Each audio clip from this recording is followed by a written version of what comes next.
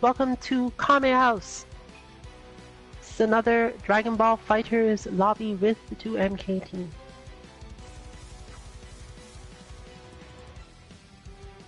Today we will be continuing with our usual styles, and most likely anything you see is a result of work on bots that people have been doing either earlier this week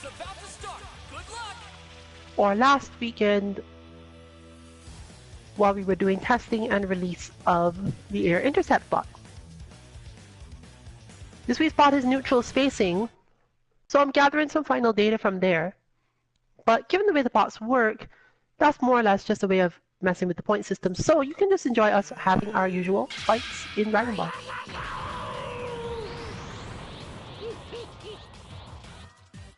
It's all or nothing. Fight it out.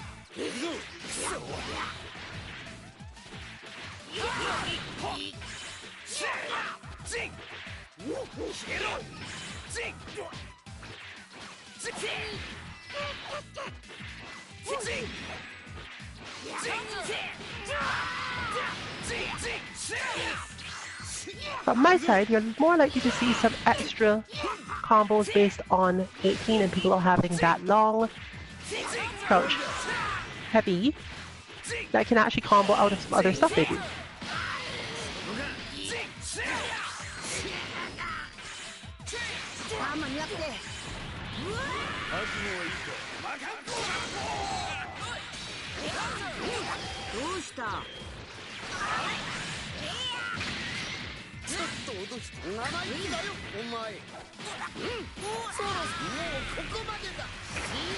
And since my training would have been related to the same neutral spacing stuff, you'll be able to see a little bit more proper use of the long mediums that are available to pretty much all my characters.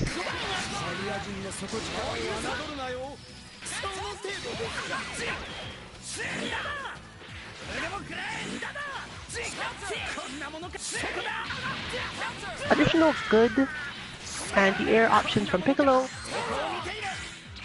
will probably round this out.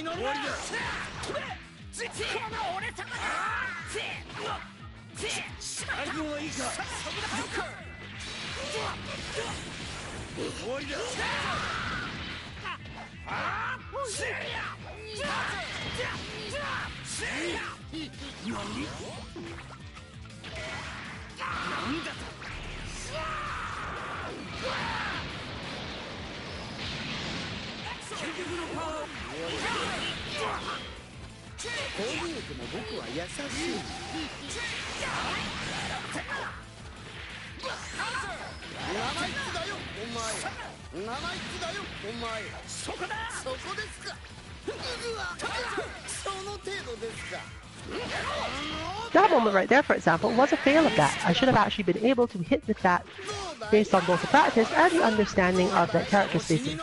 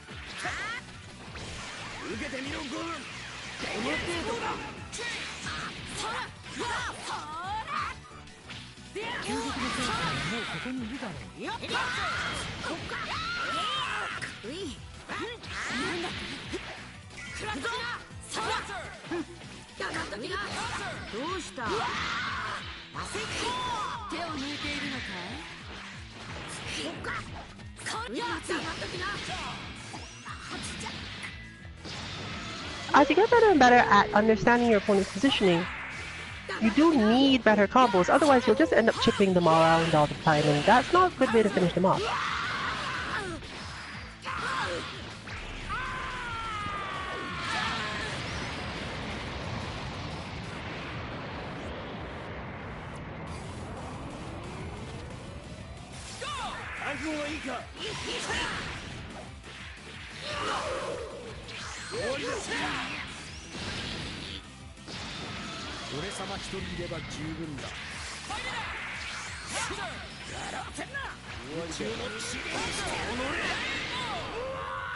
But I know my opponent, and I knew I shouldn't have done that. It would have been easy to bait though, so next time I will remember it and obviously just bait the final flash.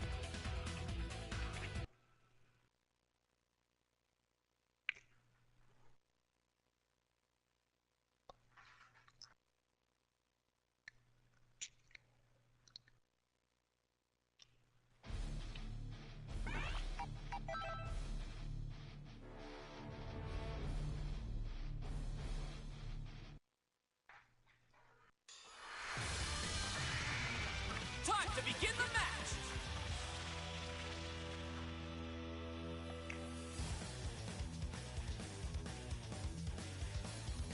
Even if you cannot actually win every match you fight, or even when the bot is not enough to solve the problem that your current opponent is posing, it still helps you to recognize when you could have done at least one thing better somewhere. Being able to understand your problems and clearly decide how to rectify them is probably the most important part of getting better at fighting games.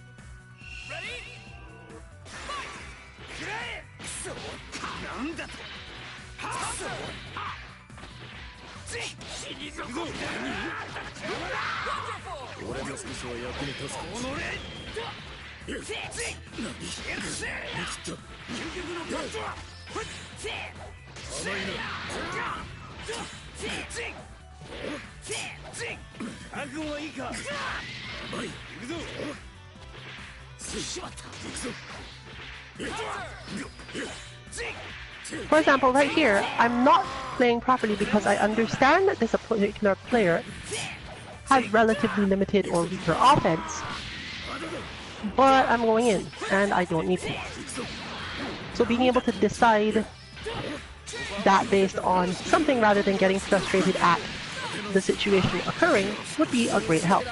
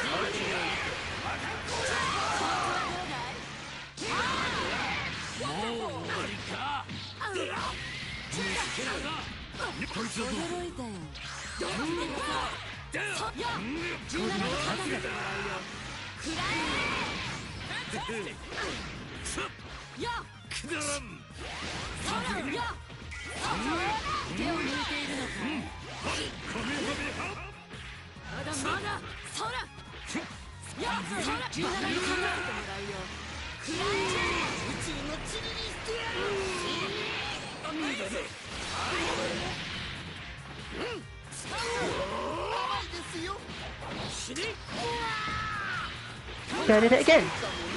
Knowing that my opponent's offense is weak and that they tend to do certain things based on defense, I still went in. Then I can just do this.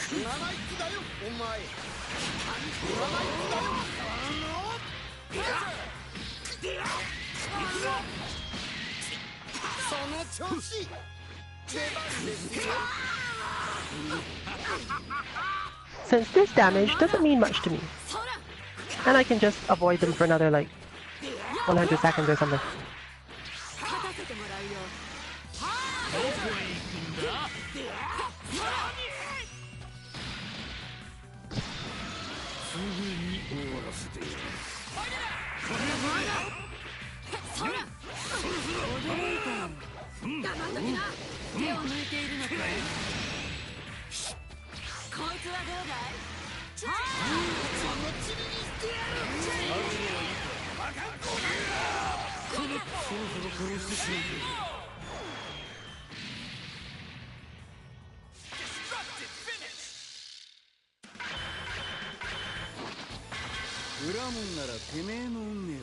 Awareness is one of the most powerful weapons in this game in particular.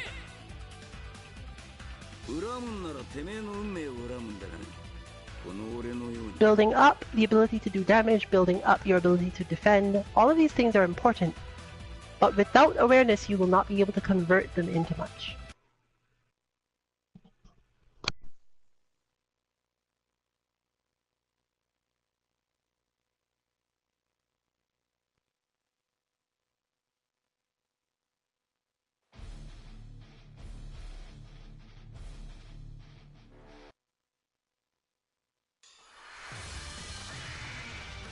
Get ready for battle!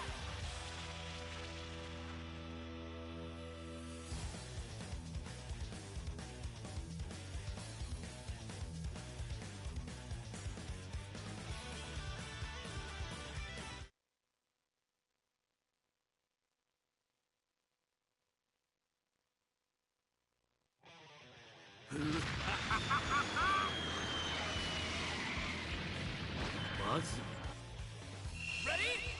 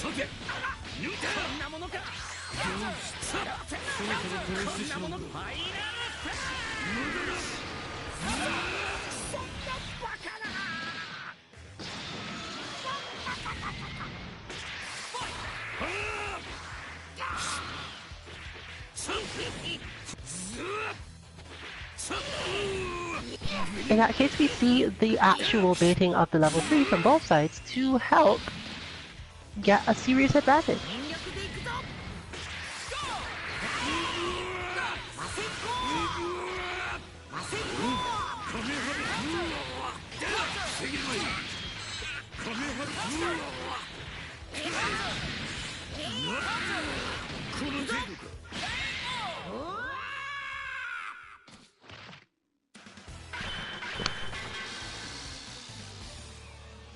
つまらんな。あっけない幕切れだった。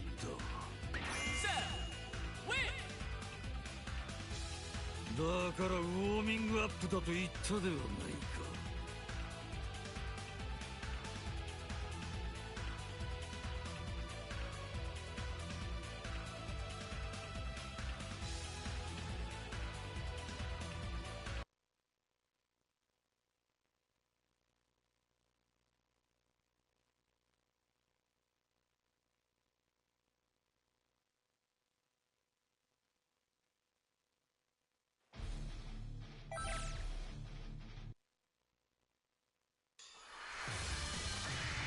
Time to begin the match!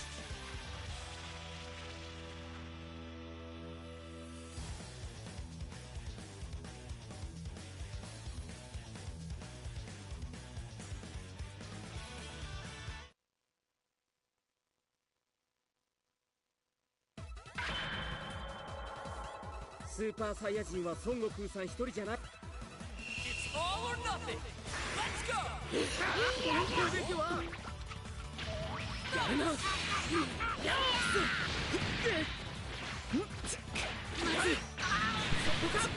This additional awareness also helps you, if you are a mix-up player, to come up with better mix-ups. As you are no longer watching your own character during your attacks and so on, it's easier to keep track of where your opponent is and therefore of their mindset, at least to some extent.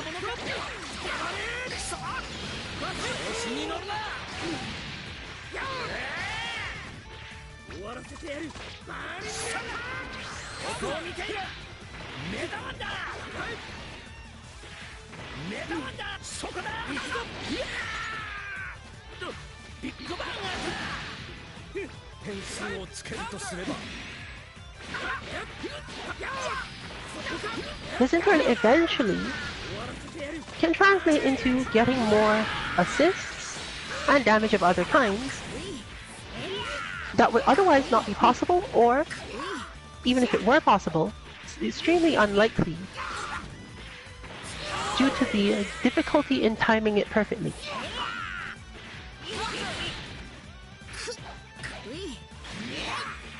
And of course, the more aware you are, the more aware your opponent has to be.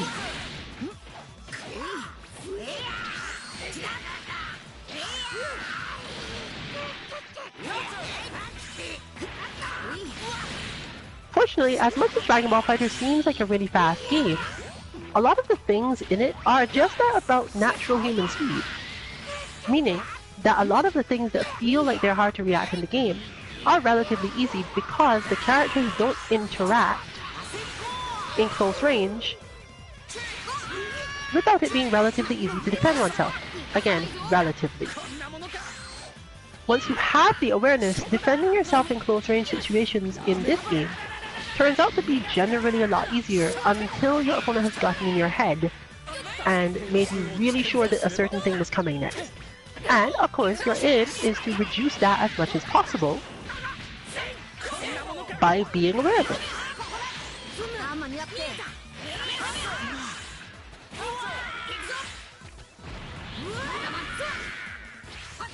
There are still some very real mix-ups in the game, but they're usually built into moves or simple high-low ones.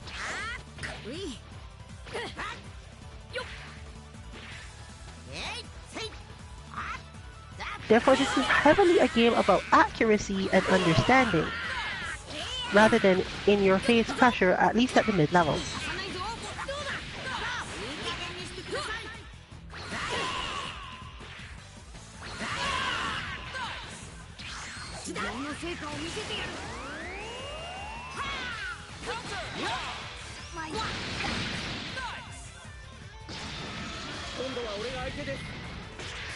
Additional awareness also helps you remain calm enough to make certain changes and decisions that would otherwise be too difficult to actually execute perfectly under stress. It's not necessarily that you are less stressed, but that stress translates to awareness and power in a way that you can then go straight for your conversions, go straight for your metered things, go straight for perfect movement to get out of your problems.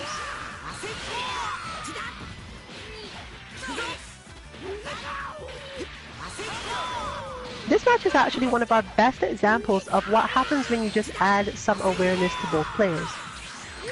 It's not that the match becomes a different game per se, but rather certain interactions have less scrambly randomness to them and a lot more clear intent. In other words, if something goes wrong, it's because one person made a correct decision and the other did not, rather than just, stuff happened and someone happened to win.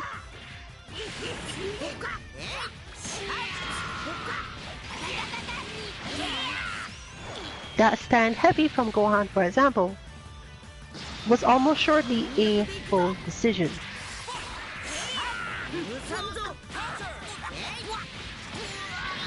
Similarly, this combo that basically works primarily because sparking is active.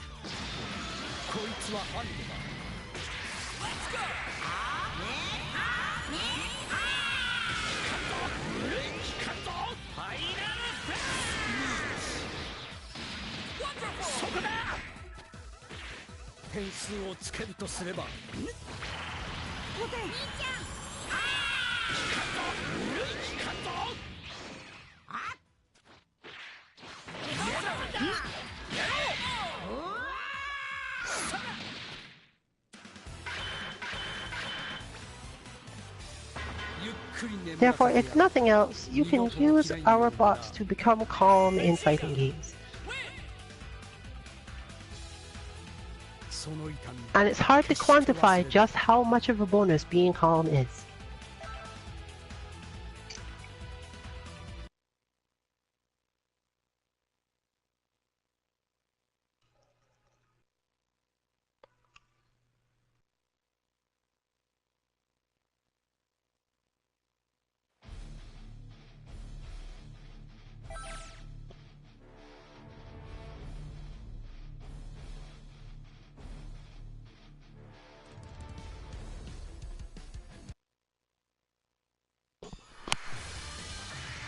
Brace yourself for the coming battle!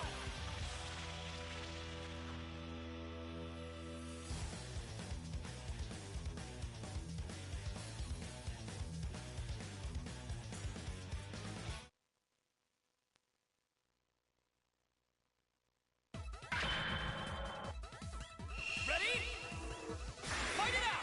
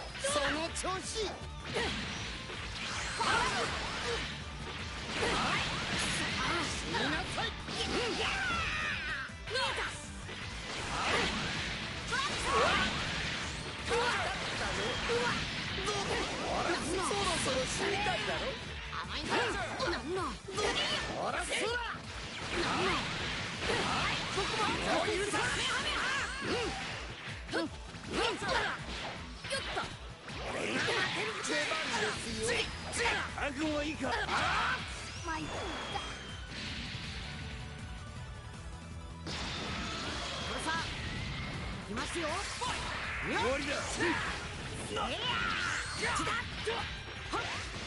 わりだ。暗軍はいいか。暗軍はいいか。食らえ。逃げられるか。そこだ。暗軍はいいか。終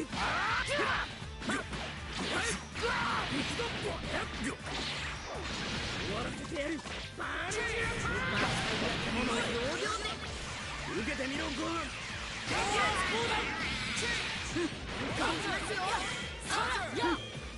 手を抜いているのかい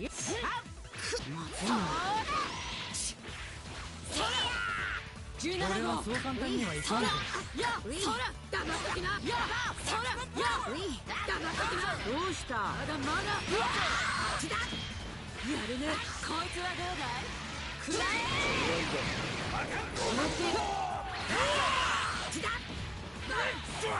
終わりだ。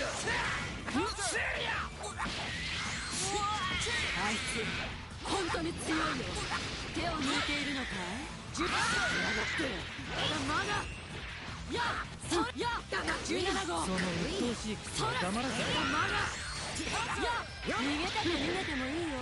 そらどこ見てんのさ。どこ見てんのさ。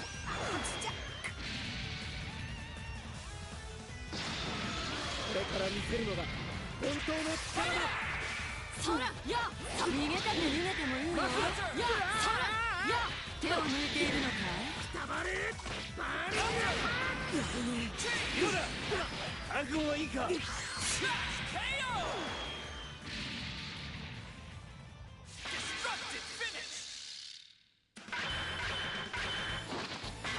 戦いの荒っぽさは Plus, the game becomes a lot more fun at full awareness because speedy things happen everywhere.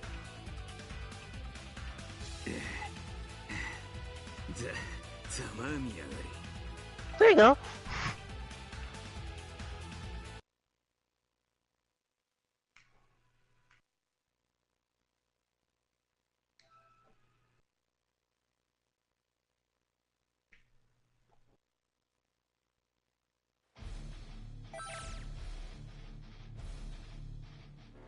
Thank you, Bigelow, for saying what needs to be said. Green Dad is best dad.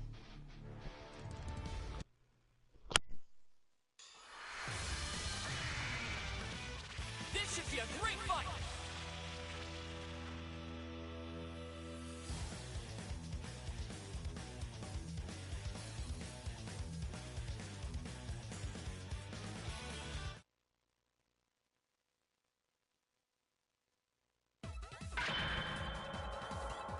Are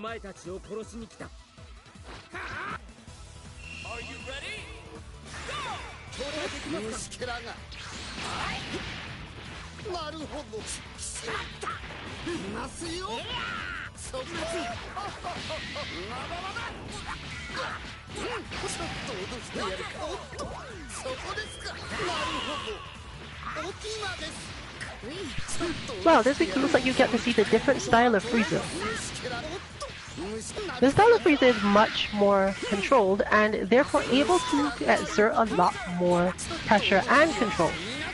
The problem / fault in it is that Frieza does so little damage this way. However, with most of the flow involved, it is still quite possible to use the technique I was using and switch at the end of Frieza's combos into another more damaging character because he has a lot of capacity to open people up for that. However, if you're having trouble standing up to this, then your obvious option is don't, because you're probably not going to die. And Omni Rabbit in particular has the fortune of Frieza does a lot of blue health damage, and Krillin can mostly just recover that. So it's not going to work out a lot.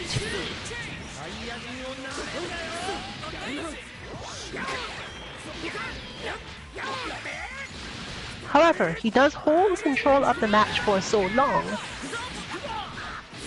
that it's easy to recharge assists and it's easy to build up meter, meaning that if you let yourself get to meter disadvantage, you may lose anyway just because.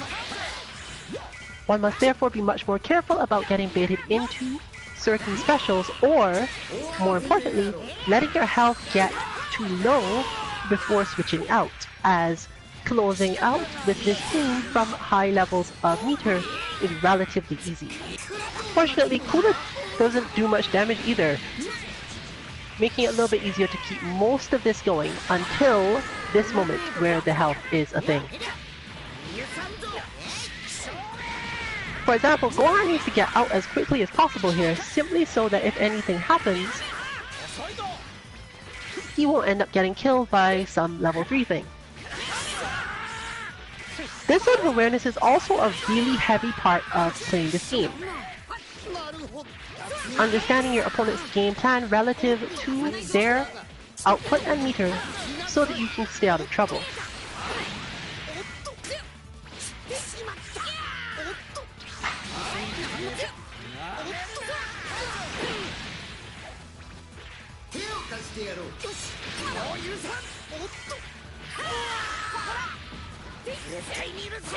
In a sense, this is our player going a little easy, given that their regular team is just a bunch of more or less damaged powerhouses. So, to switch into a team with so little relative damage in the same situations is quite a pushback.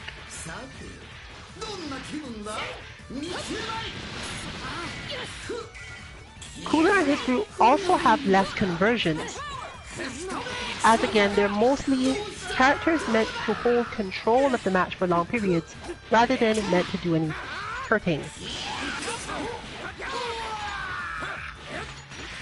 Probably how Frieza managed to become boss of the galaxy by outlasting everyone else.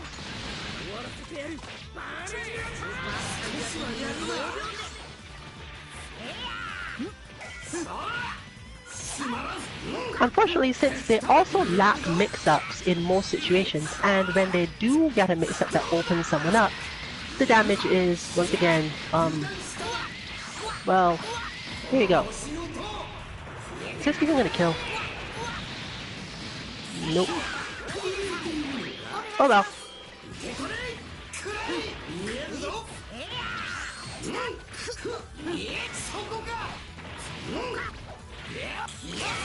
This is an important thing we mentioned recently and is happening in more and more games lately. Getting hit is hard to avoid. Taking damage, or relatively large damage, is not so hard to avoid. This is actually slightly counter to all of the talk people have been having about how games are mostly about esports now, as this isn't technically the most interesting thing in esports. From either side, it makes it difficult to make a comeback properly when you are low on health or in some way disadvantaged when playing this type of character. And it's also technically easier for characters who do more damage to beat up people who are trying to use specific tactics, which are usually found to be more interesting in some way.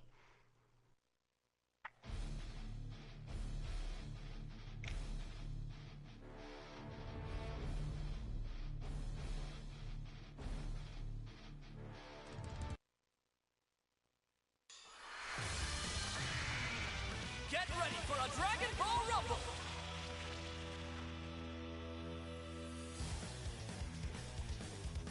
Managing to not panic when being controlled by characters with strong control options based on the damage they're doing to you is actually one of the most important skills in this game too, as many of the characters who do good control don't do good damage.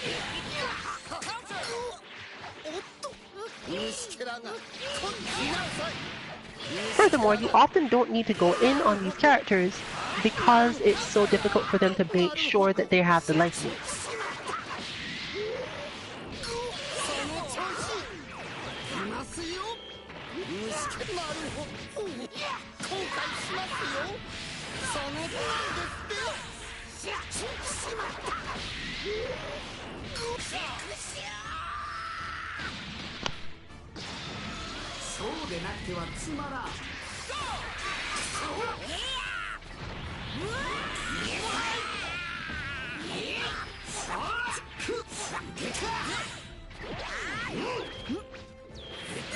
I personally am really sad, actually, that Cooler does so little damage.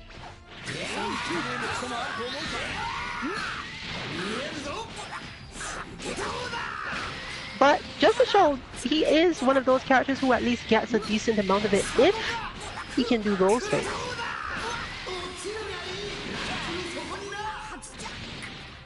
The key to that is managing to switch out early enough or just not get hit by his stand heavy. Which is easier to avoid than you'd think, since the main reason we would ever get hit by Cooler stand heavy is because we're trying to avoid getting hit by something else.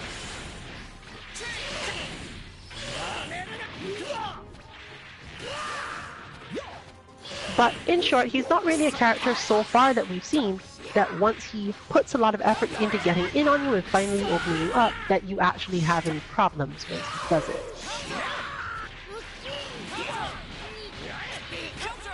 But most of us are not going to get opened up by stand heavy.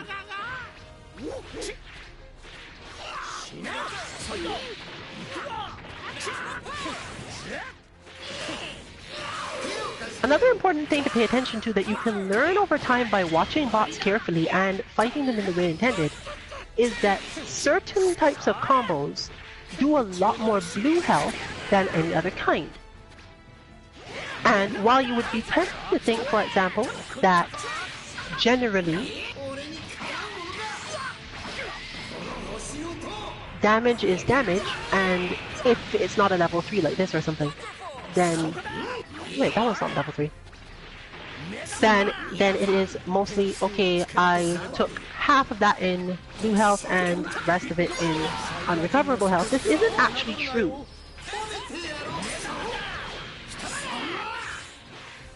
Certain moves and certain styles of movement just end up with almost all blue health damage, meaning that skillful control of the match and spacing means that you have the capacity to easily deal with this.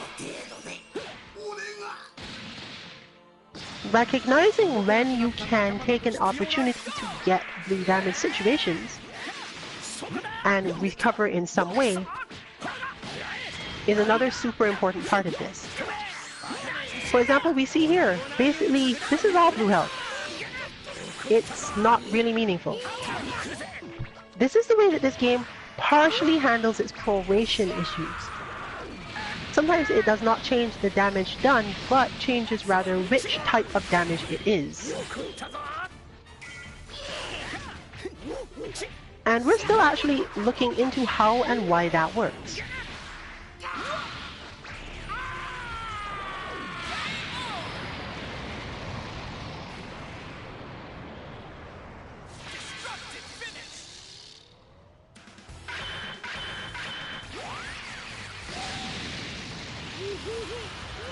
And of course, don't worry, as soon as we have a comprehensive understanding of it, or find a resource that does, because that's much more likely, then we'll pass it on. If anyone watching, or who watches this stream later, has a strong understanding of it, or can just point us to such a resource, please do, and we'll make sure to share it with anyone who comes across our site.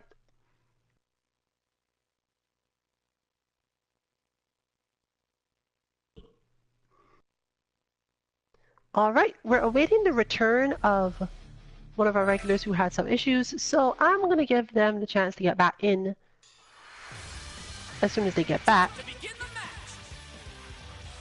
Mainly because the Frieza mirror doesn't really help.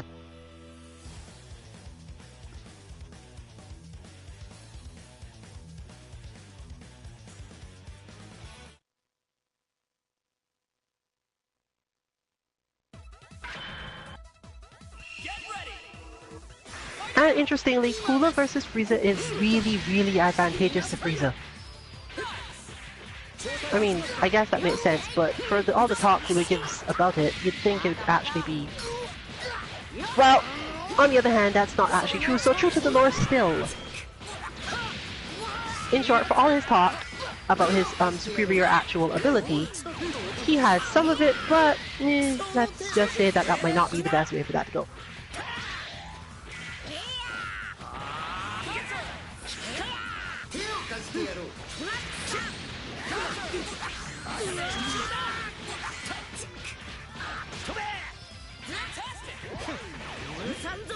Another good example there. What we do know is that it's basically based on the initial hit of a combo and what happens directly after that initial hit. And that is the main thing influencing the blue health versus other stuff aspect of it.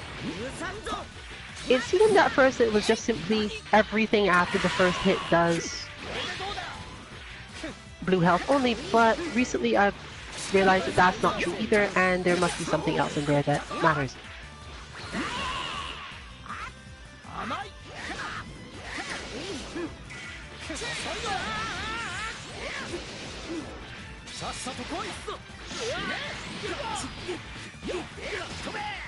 Oh, but they crouch heavy, which means some real damage is coming up here. And another!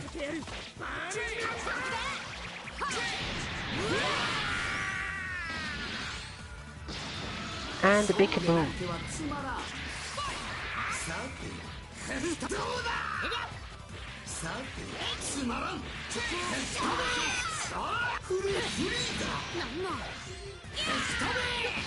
So, since we already somewhat know how the style and flow of this matchup works, let's watch that blue health bar.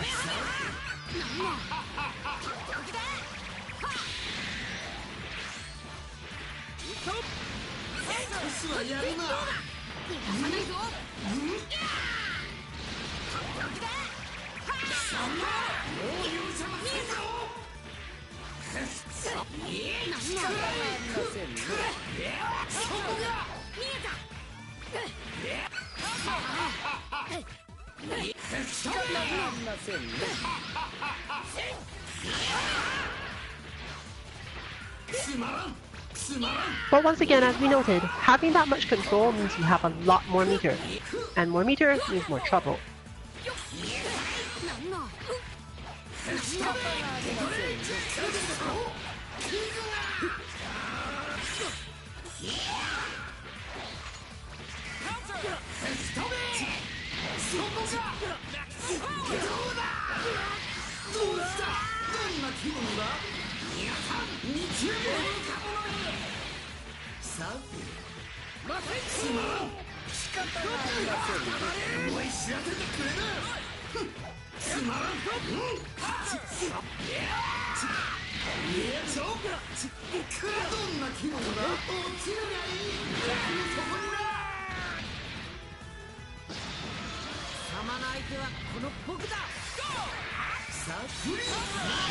Unfortunately, cashing in those meter, even if it gets a kill, again because of the style of characters involved here, results in the opponent picking up a lot of meter of their own.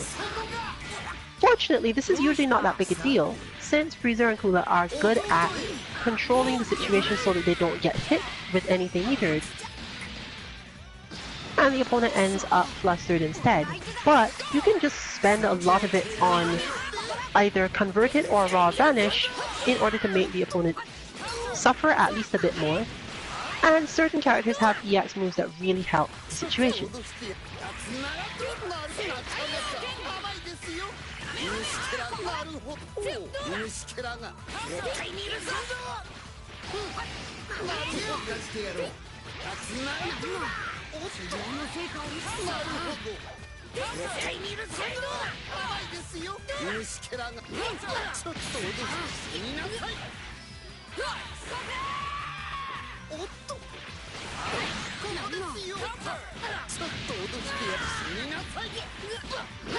The other, of course, sad part of this is simply that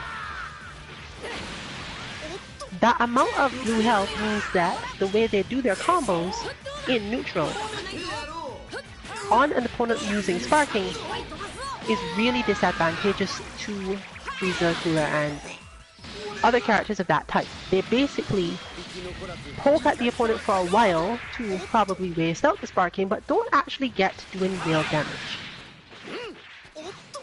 which can be a really stressful situation to put yourself in when you've got to worry about coming up with a way to win in complex situations.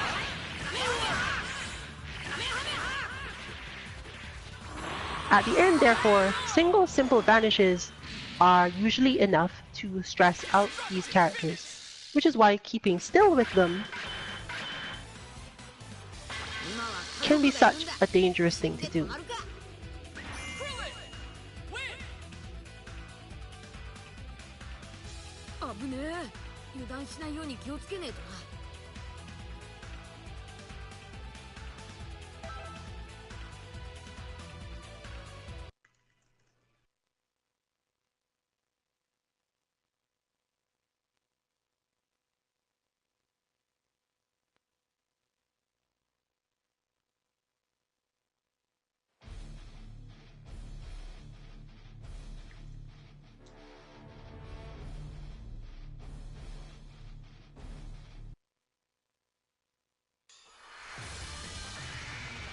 The outcome of this fight is anybody's guess!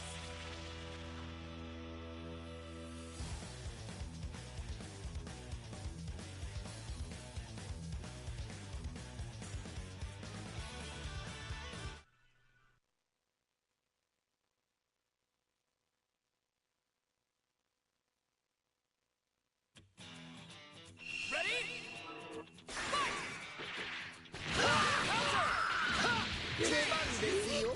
But I'm very thankful for it today, and in fact I'm even more inspired to leave things alone, simply because it's really hard to learn how to fight Frieza from fighting me.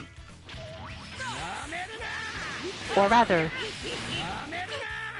you'll end up lacking so much of what you need to understand about the matchup that you might not be able to benefit. So, since it appears that Noticon is playing Frieza today for at least a while,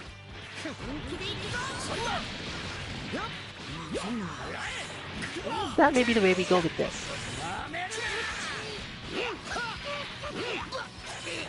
From Kazuki Dynasty's side, this situation is actually relatively easy to manage because she similarly has characters who are good at holding control for longer periods. But they're also good at keeping themselves out of bad situations when they want to switch. Meaning that you could consider her defense, or rather HP, to be higher in this matchup, as she can stall for long periods while the characters in the back heal up.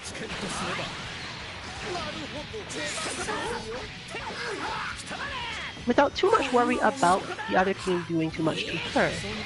However, things go both ways, because the methods used for stalling are not the methods used to do large damage.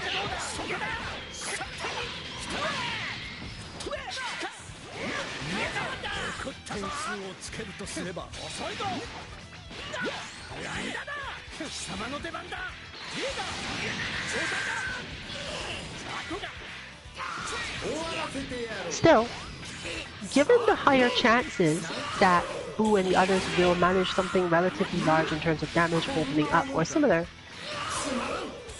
just in terms of health and control of that situation, it's likely that she's at advantage here. The important thing will be deciding how to get out to avoid getting killed at the end, and deciding when to use Sparking. From the Frieza side, it's all about learning when to surprise the opponent with an assist, either from Frieza himself or from Vegeta, and from that assist, either extend or convert into much bigger damage than normal.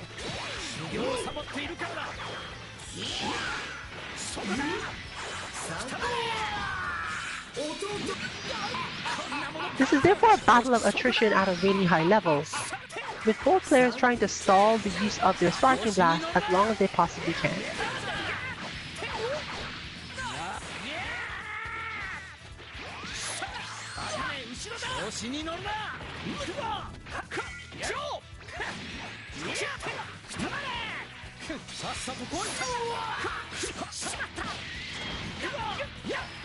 But you do have to be completely aware of it, because if you don't use it right timing, you're just gonna lose everything. So now we've got both of the sparking blast effectively used,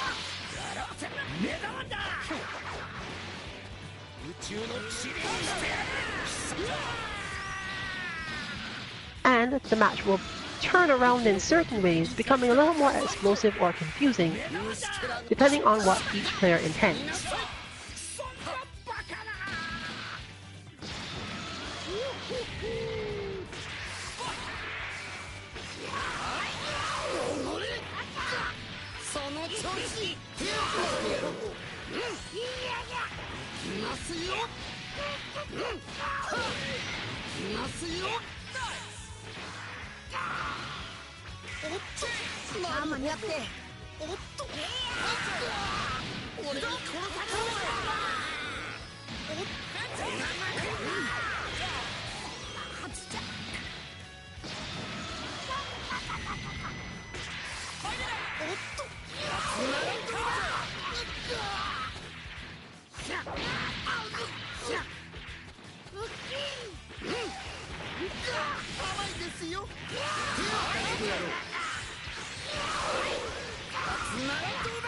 However, unfortunately, we do know that Transky Dynasty is still working on one particular aspect of the accuracy/air attack game, which, while necessary, is really hard to actually execute.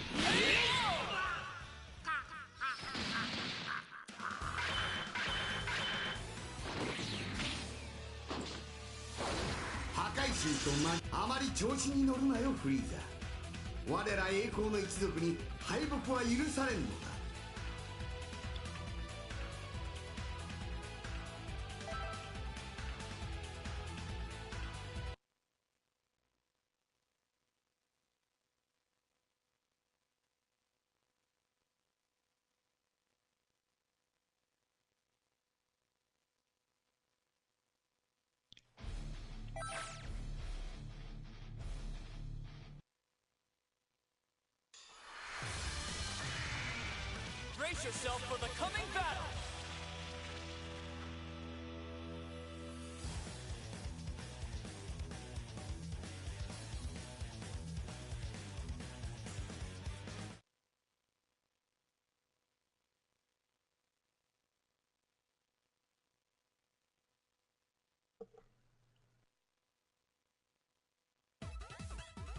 Get ready! Fight it out!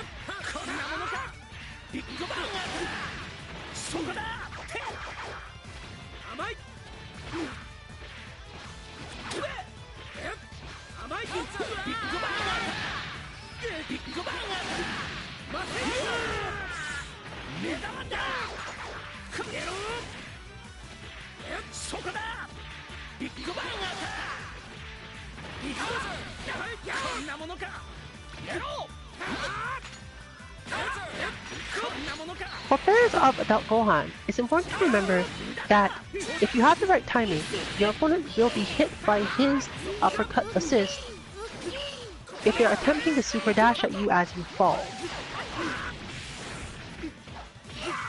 This happens whether or not you're actually blocking the super dash. However, in certain cases there's some strange interactions if they confirm into certain moves, so just be aware of that as well.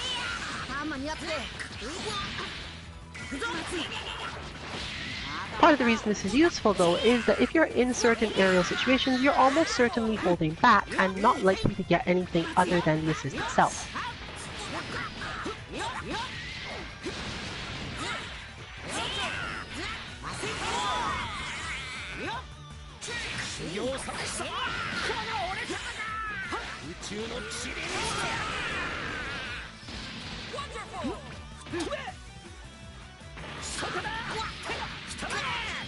You can see here also that the additional ability to do certain things has changed the way that meter builds up in these matchups.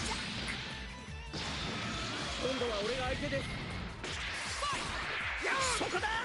Generally, higher confidence in your character or your intentions will definitely shift this, meaning that you can spend more time thinking of how to use the meter rather than trying to figure out if you even can.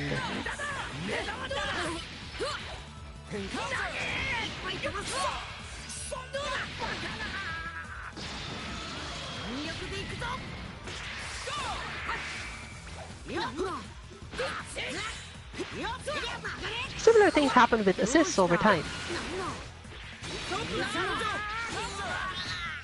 In fact, most of us can start from one space, specifically focusing on assists when we don't have meter, and then move to focusing on meter if we've lost a couple characters and don't have so many reliable or good assists.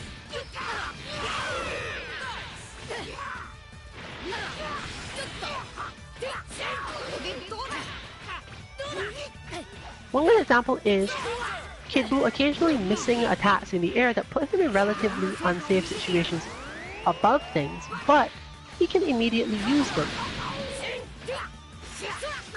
calling Gohan to solve the problem. As a general rule, therefore, you can just immediately assume I am going to call Gohan or any beam assist when Kid Buu happens to miscalculate his movement.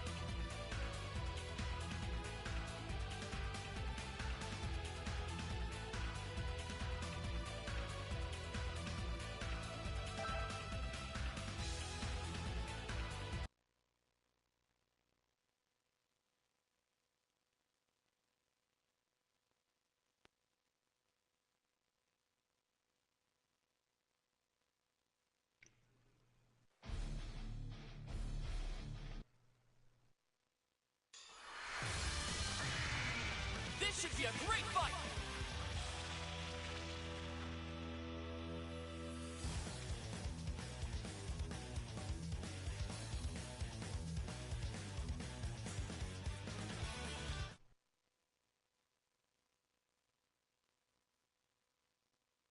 Now we have a team that is much closer to the unconventional movement situation, but Are you ready? with generally better assist capability, as the beam assists are now available as a full-time thing.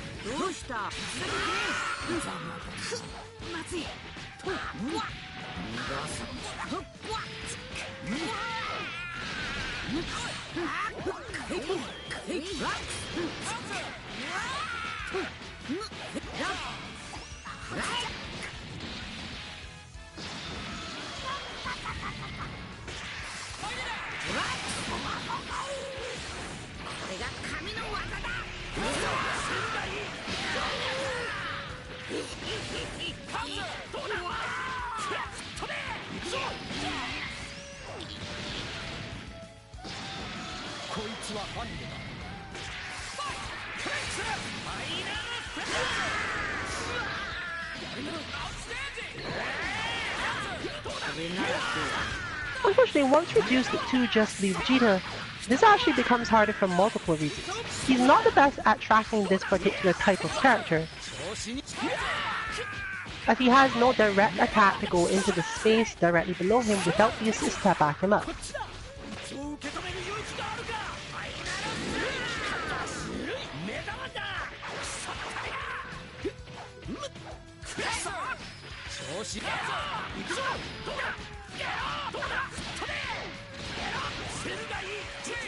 And as we've mentioned in previous streams, Kansuki Dynasty's defense is still quite lacking in this game.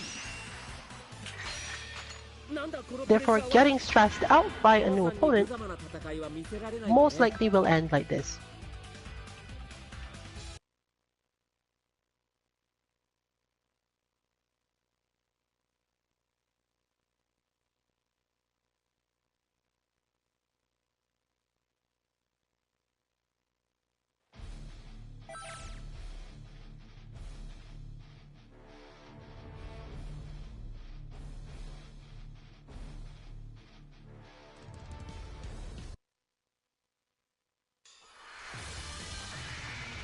Time to begin the match!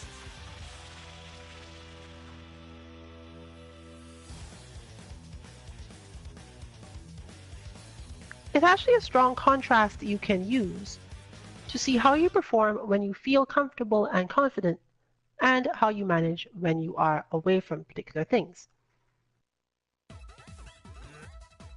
Get ready!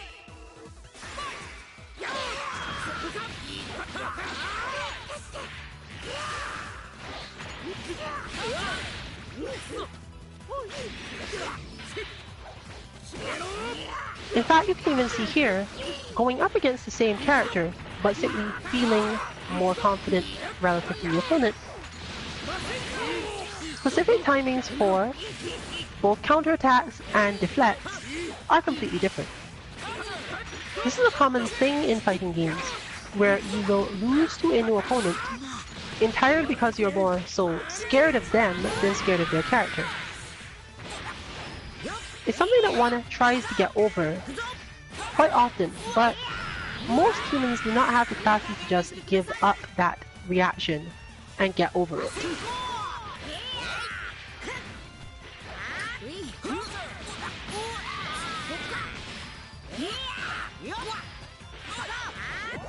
For some of us, it takes some time to develop the capacity to see all opposing forces as more or less the same thing.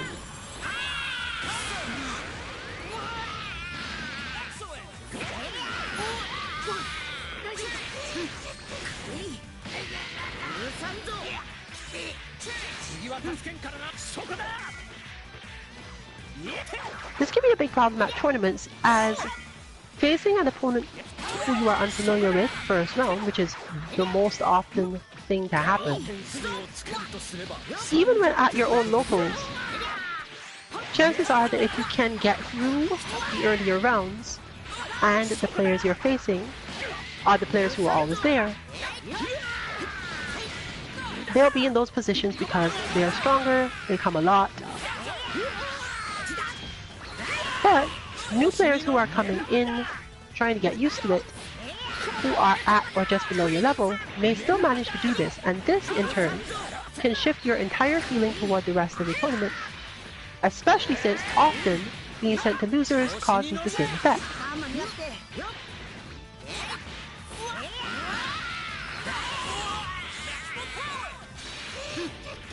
Not to mention the shifts in confidence that can occur as a result. Meaning that, interestingly, a lot of players find it more likely that they will go 0-2 than that they will go 1-2. Or even, at least if they do, the 1 is usually the first match of the day, not necessarily because of particular shifts.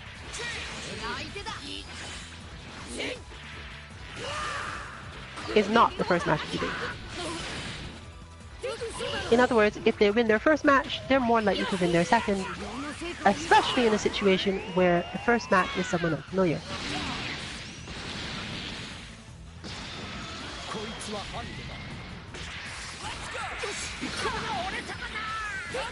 こんなものか調子に乗るな逃がすかさてファイナルステージそこだよっビッグバンはなんだこちらセーフテよっとなんだ嘘逃がさないぞそんなバカな全力でいくぞよしぞせい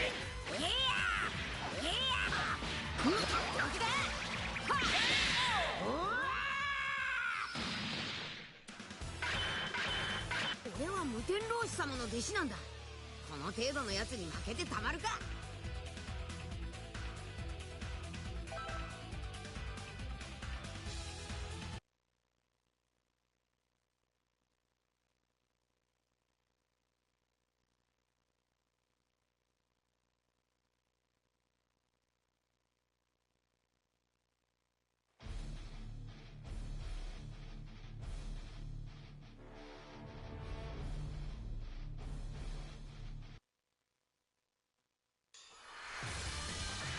Get ready for battle! Alright then, we have a shift to Bardock, which is actually a really helpful aspect of this team. Bardock has good knockdown pressure off of a ton of things, meaning that if we use the principle of Frieza and Cooler starting combos, taking them into the air and having Bardock finish them downward, which he's fairly strong at, he should have Oki on moves that he can't normally get too easily himself or spends too much part of the combo giving up damage in order to get.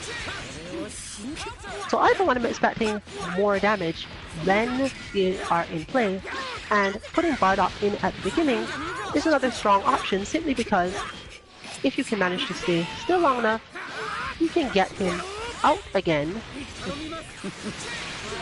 and make more movement with Frieza.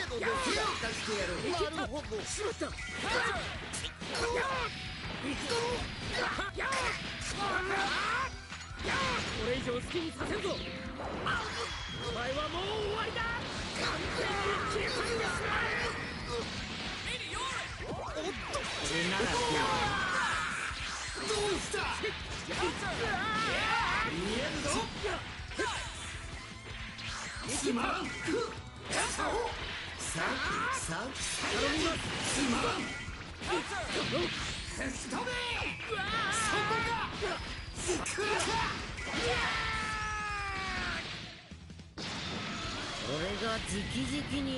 As you can see, Bardock has already recovered quite a lot of the damage he took.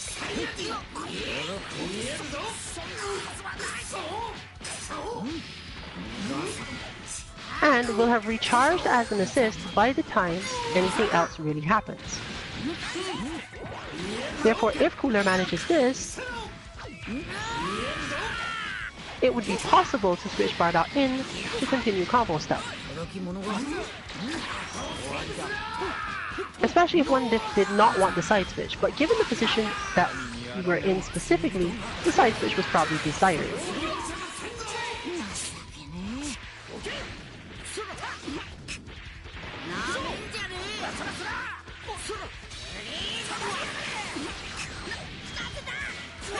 Unfortunately, Bardock's vectors of attack make it a little bit harder to make use properly of the Freezer and Cooler assists, so he's not going to get the full benefit from it.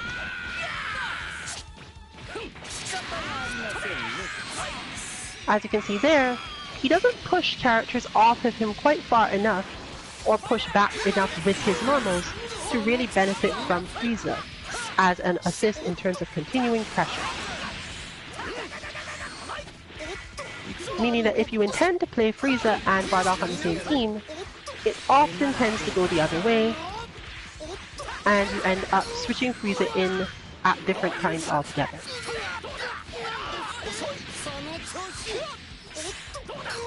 ここはお任せしますよ。やれやれ。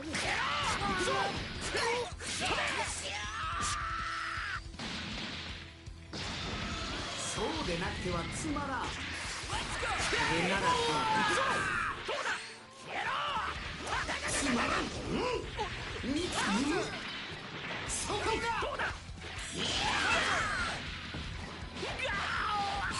どんな気分だ。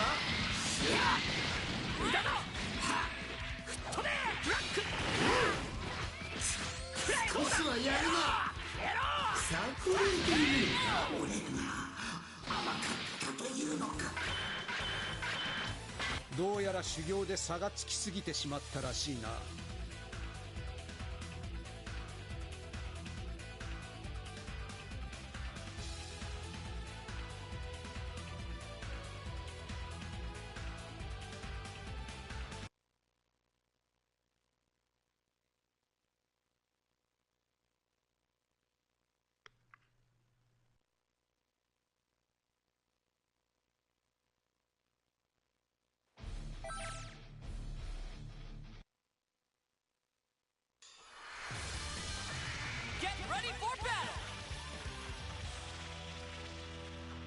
Against this team, Bardock is a bit more of a liability as he has much more trouble getting in than the others.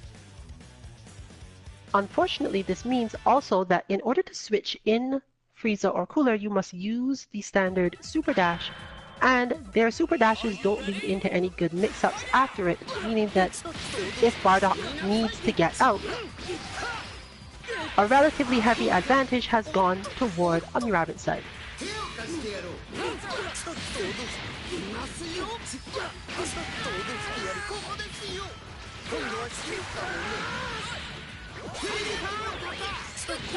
As you can see there, for example, there was a lot of damage, but it was almost all blue damage and Trunks can more or less recover it out.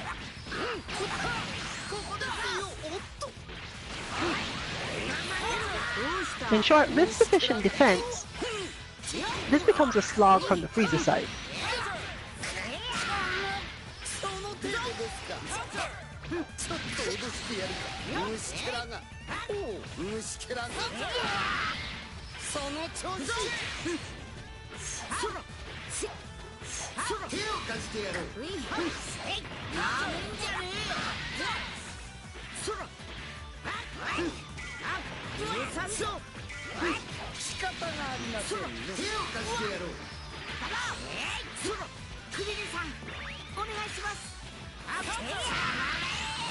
Bardock's relative lack of strong offense against this team therefore means that this is more or less just pure attrition at this point.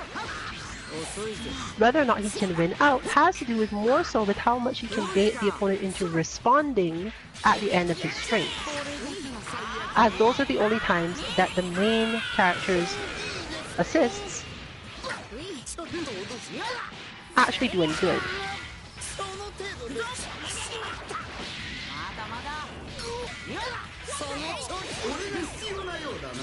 In other words, since Bardock is normally a character who you chase when he leaves the spacing, because you're worried about having to deal with pressure and assists, it would often feel as if the better option is to go after him, but with this particular team, his defense is stronger, and you'd have to deal with that.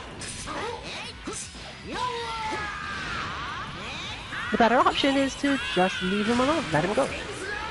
Especially if you're not losing.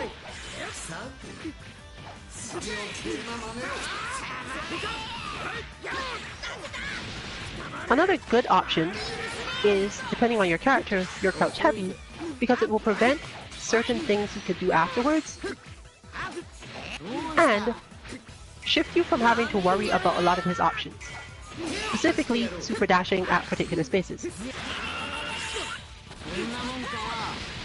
He's also not a character who manages to get a really good startup on his spacing for things like his Dragon Rush, meaning that a lot of his strength comes from Oki, having to knock you down first. Fortunately, he is absolutely a battery when it comes to building up meter because of the amount of time he can spend forcing you to block.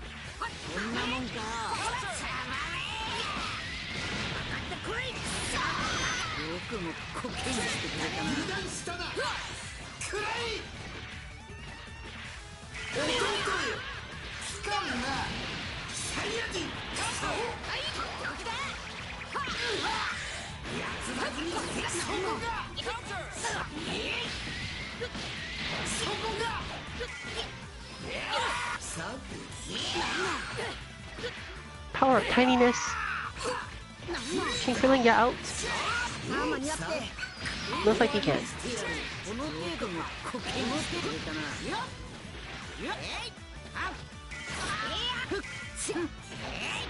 At the end of the day though, if you really wanted to, you could probably win this sort of match mostly off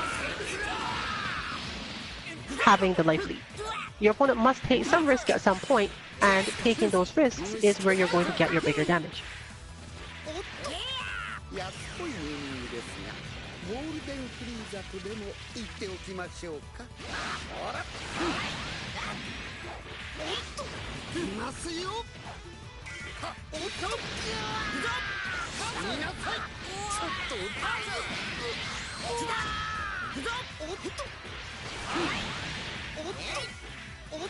One of the most important things in this sort of situation, therefore, is recognizing how you need to make your decisions relative to your arcane blasts in order to either take control of the situation or mess with your opponent's feelings relative to their meter usage.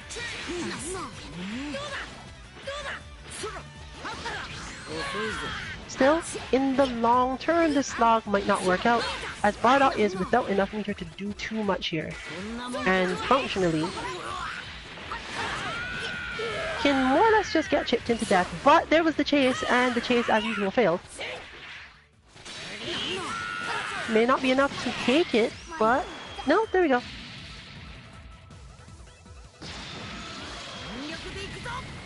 The ability to discern when the decision that lost you the match was made is super important for many reasons.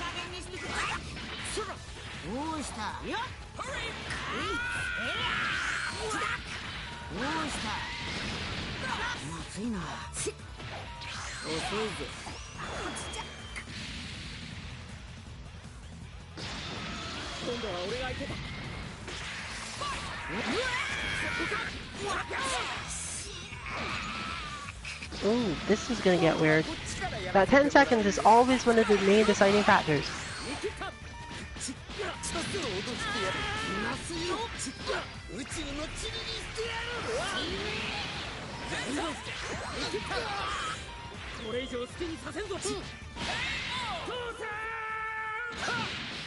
In this case, for example, one could simply say that particular moment where Krillin went after Bardock and failed was actually the moment where the match was lost.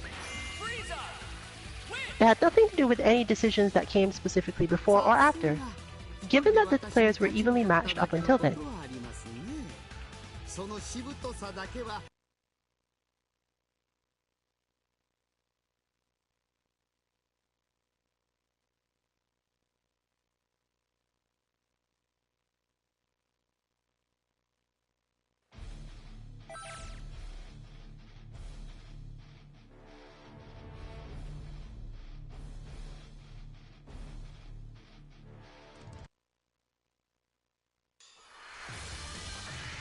Time to begin the match!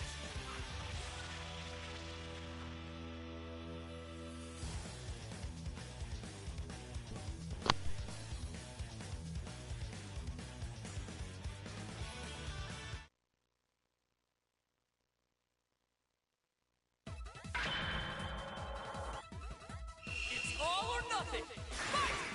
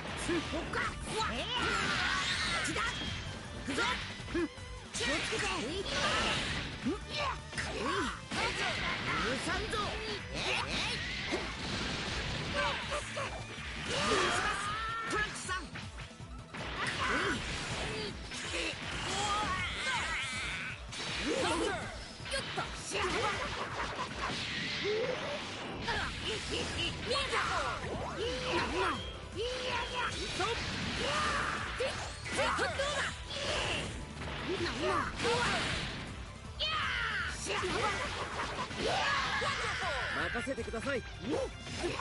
これ以上好きにさせんぞ。お前はもう終わりだ。完全に消えさせてください。全力でいくぞ。どこあれまだまずいそこか終わらせてやる。バーニングアワー次は勝つけどな。やるな。やろうやろうやろう。大丈夫ですか？行くぞ。まだまだ。俺たちのこんなものか。目玉ファイナルスペシャル。ワンダフル。そうそこだ。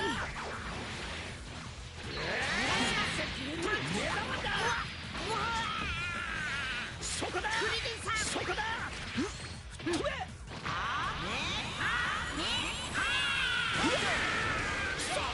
そんなバカな。全力でいくぞ。どうした。行くぞ。まだまだ。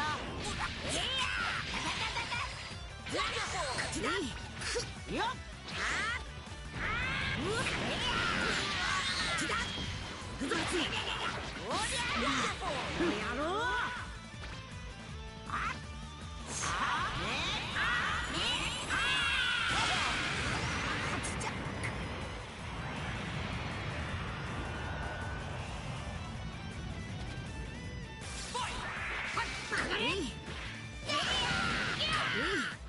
しまった。見えた。マセット。どうだ。行くぞ。曲がれ。ここだ。やばい飛ばすぞ。カメハメハ。おて。兄ちゃん。まだまだ。まだまだ。カメハメハ。マセット。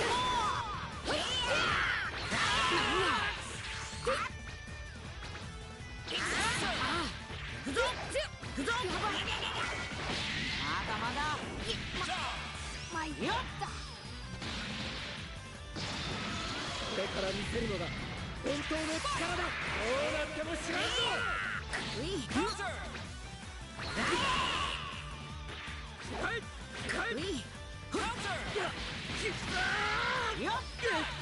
許さんぞ。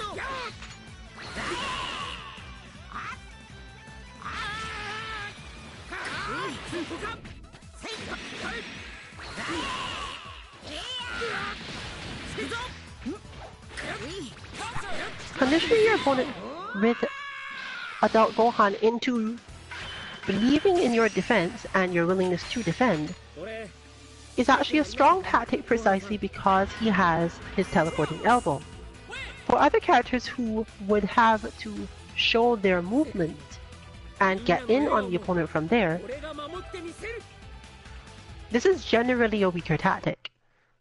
But for various characters, Gohan especially, playing that strong defense and then suddenly going into it, especially when you have enough meter to convert into certain types of things or enough assists to keep the situation going, can be really helpful to you. Despite the fact that he is not one of the characters who can easily get damage off of a deflect,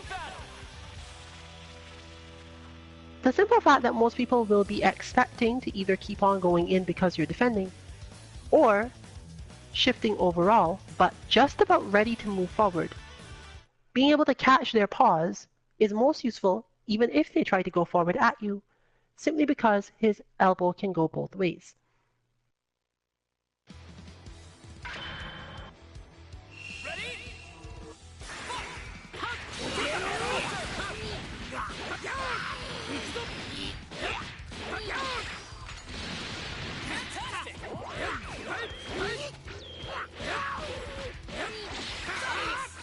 But, as noted,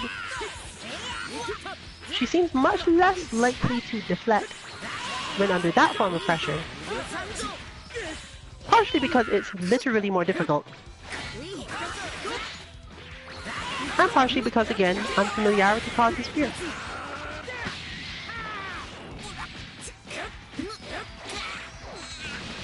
In certain situations in the game, it's easier to just deflect because you're hoping that you'll learn something.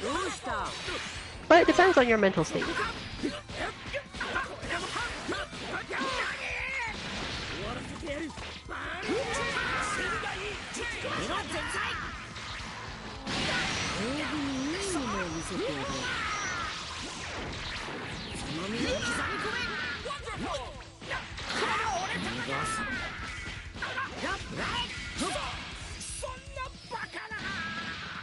But be careful of this situation, since it means that when the opponent recognizes that you're thinking of it or wanting to do it, but don't have it,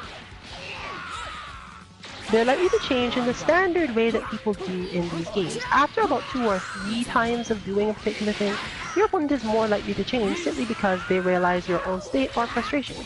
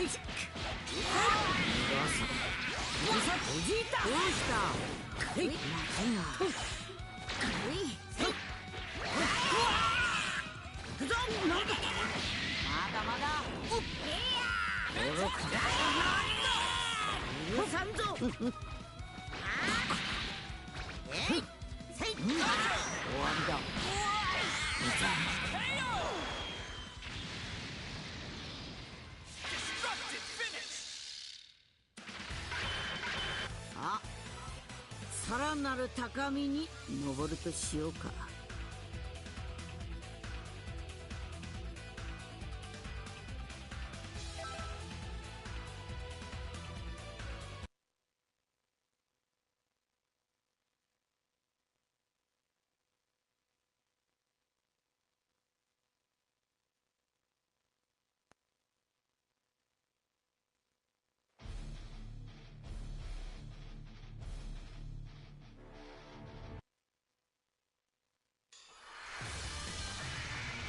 A fierce showdown is about to begin!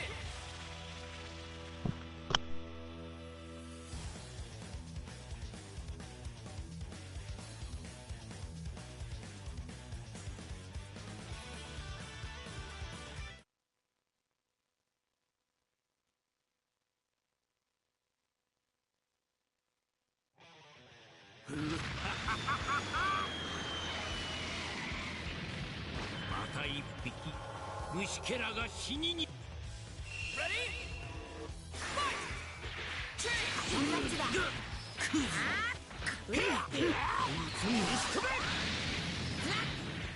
クズめマセコ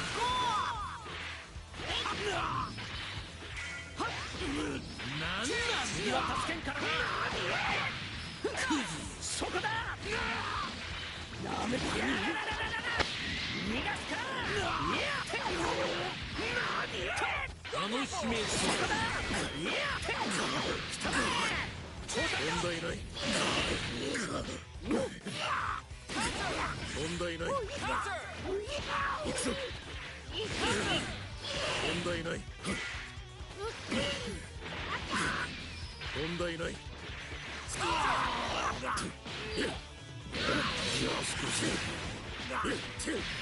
殲滅する根付けですとっておきだ次は助けんからなクズめ無駄だ調子に乗るなここを見ている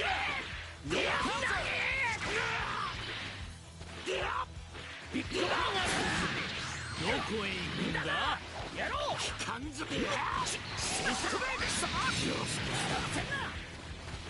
そこだ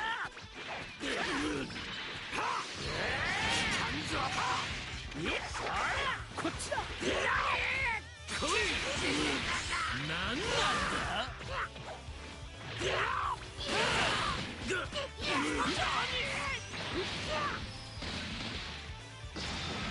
そこまで甘いな行くぞ終わりだ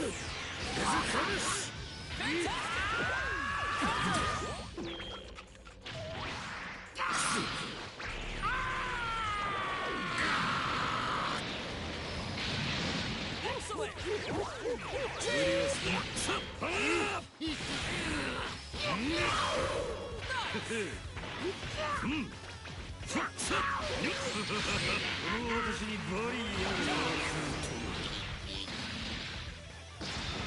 こいつはハンドだ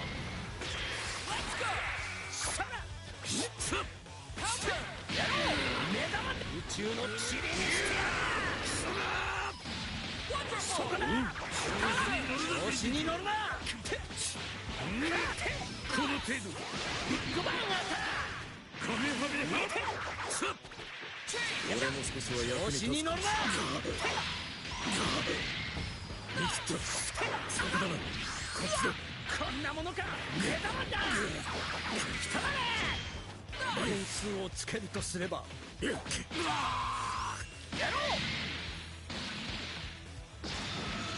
あ楽しませてもらおうかこんなものかカメハメハここを見ていろ貴様の指図は受け行くぞどうしたさうんチッだ地球ごと消えてなくなれ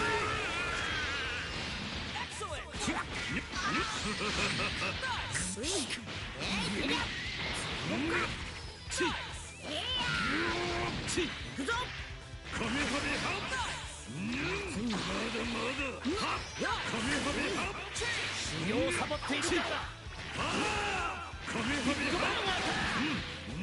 そこだなめるなよこんなものか宇宙の塵にしてやるこんなものかさあ間に合って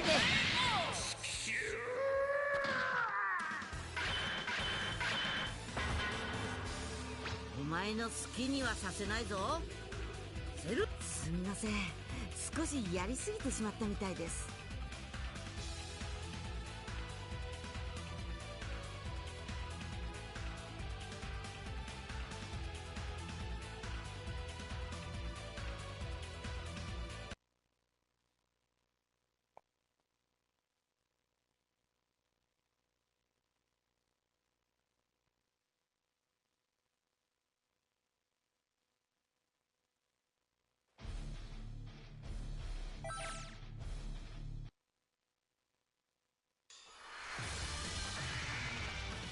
be a great fight!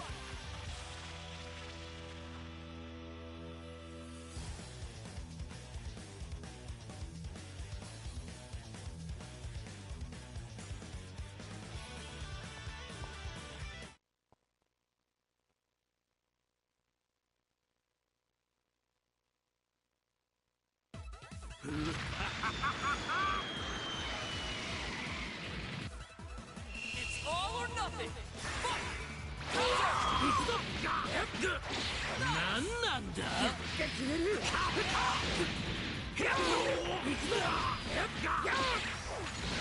わらせてやるバーニングもう終わりかできた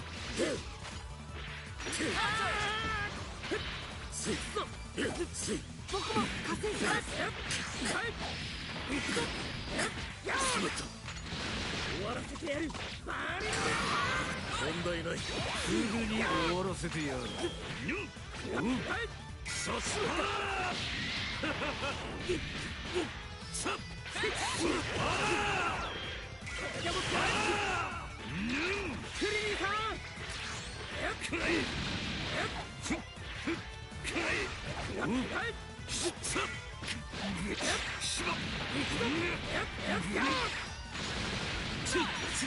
やるなこの攻撃だそこは譲ってやろう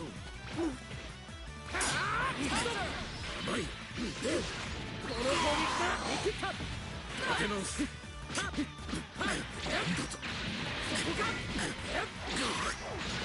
わらせてやるバーニングスーパーサイヤ人の容量無理はするな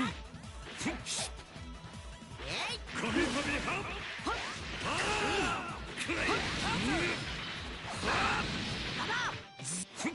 よっどうした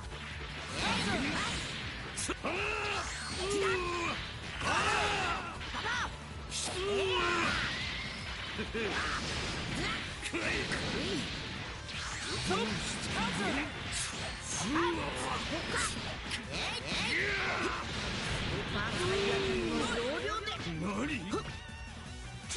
遊び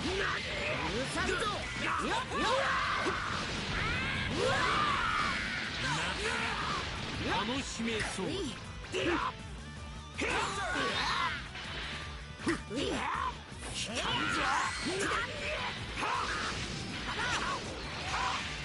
どこへ行くんだどうした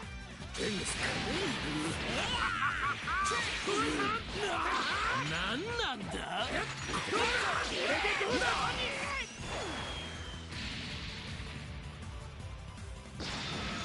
すぐに終わらせてやるカメハメハカメハメハカメハメハ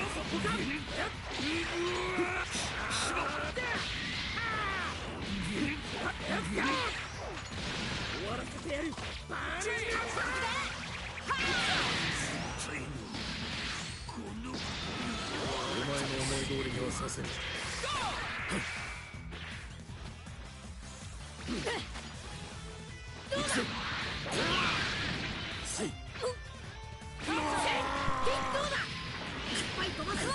At this point, reading the opponent's movement is much more important than actually getting in on them to do any damage, because obviously the life lead is enough. なんだ俺も結構やるじゃん Krillin! Win! へへちょっとは様になったかな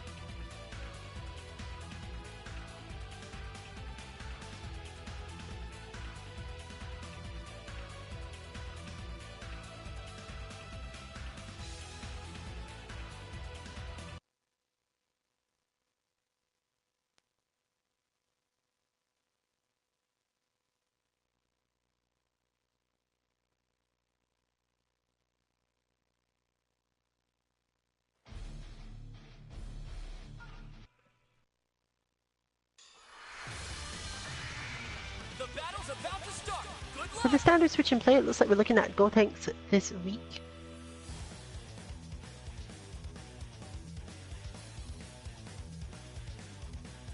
with some more work having been done probably on certain forms of defense. Against Broly, these things are less meaningful, but Broly is also relatively easy to Dragon Rush and throw out. So, we'll see if the Dragon Rush strength of this team comes into play, or if Broly just makes mistakes and gets beaten up directly.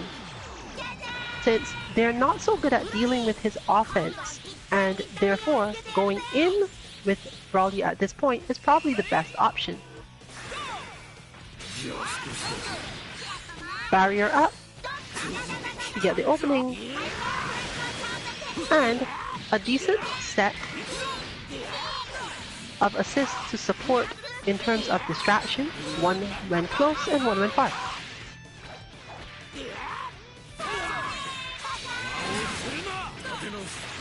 Main question therefore being, when can Broly get his barrier up?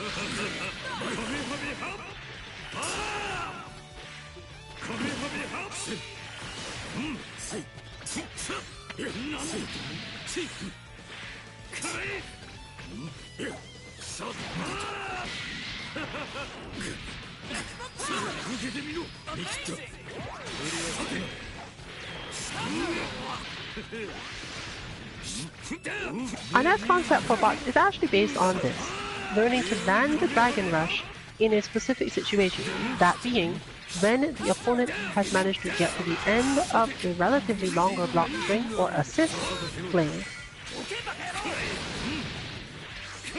and your recognition that, hey, I should probably Dragon Rush here.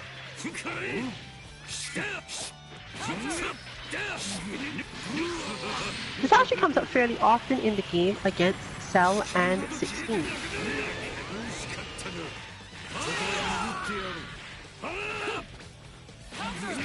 As Dragon Rush is simply more likely to be effective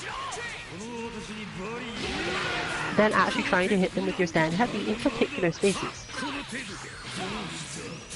If you have characters who are strong off a Dragon Rush tech, your situation's even better.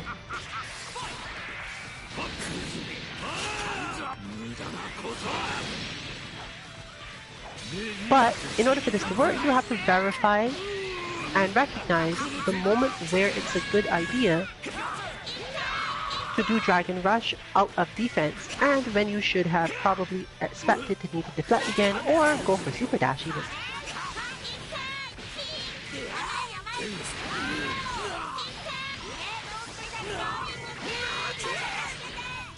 This is a completely different timing and thought compared to when most Dragon Rushes are done, because it's absolutely not about you trying to open up an opponent, but rather recognizing that your best option out of the defense you've been playing is to assume your opponent's going to be blocking. Most of the time, you're just stopped by either the aforementioned tech, which puts you both at a situation that is advantageous to a lot of characters who want to be able to do this,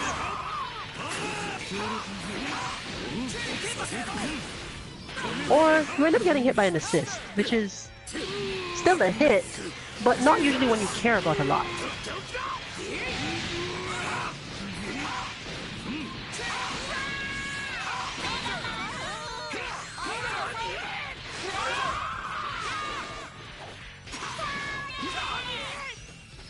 Is actually one of the worst candidates for this as a character, as he so often ends up at a space at the end of his combos where he doesn't have a good follow-up and he could just be grabbed.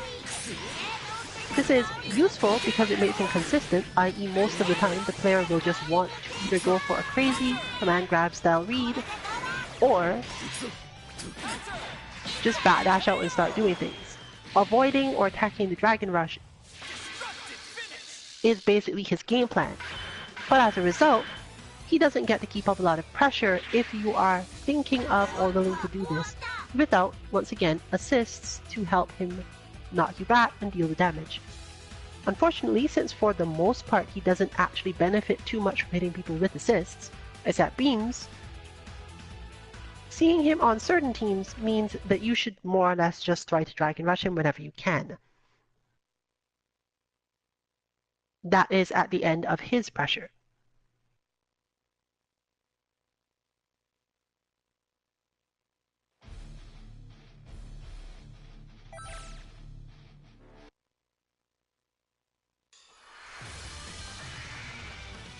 The battle's about to start. Good luck!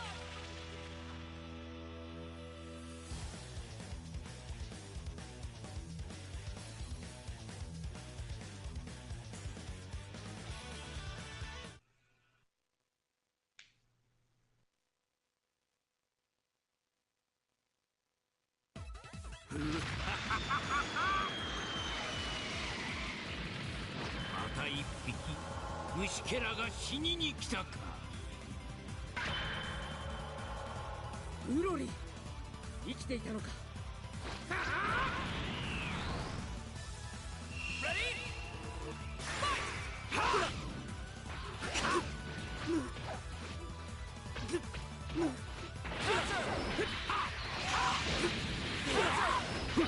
For Trunks and Krillin, this is actually also a useful tactic. Not specifically because they're great characters for doing damage out of Dragon Rush or anything like that. They need a lot of meter, and they tend to build up as they go, but it's not super helpful. It's more useful simply because the opponent is more likely to move, and both Trunks and Krillin have good options in those spaces, as well as good options as to what to do after the Dragon Rush's tech. Compared to most characters, they're quite strong in those positions.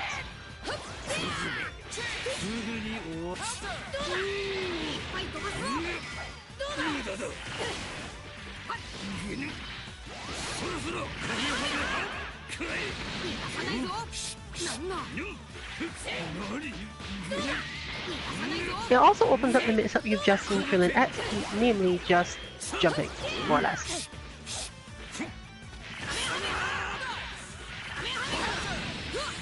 Forward jumping on a defensive opponent is usually a terrible idea, but if your opponent is absolutely convinced that they need to be holding down back and ready for something, and then you Dragon Rush them a lot, it just gets more and more complicated for them.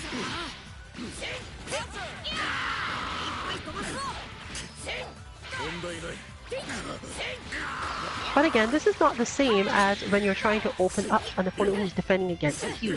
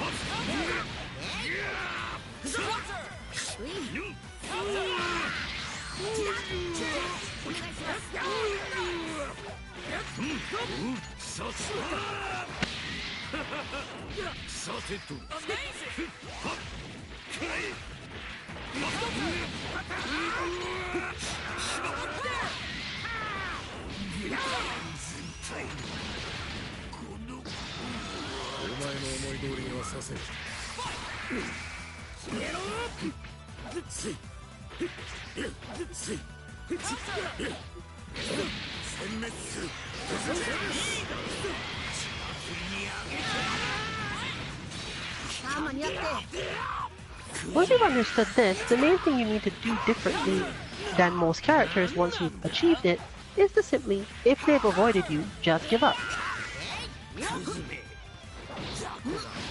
Therefore, it's a complex sequence of things, where you know your opponent is most likely going to try to avoid you. And most of the time, if you realize my opponent is going to avoid me, then your thought is I should chase them or do some damage based on that avoidance. But a lot of the time, that doesn't work too well for these characters, and you might as well just let them go.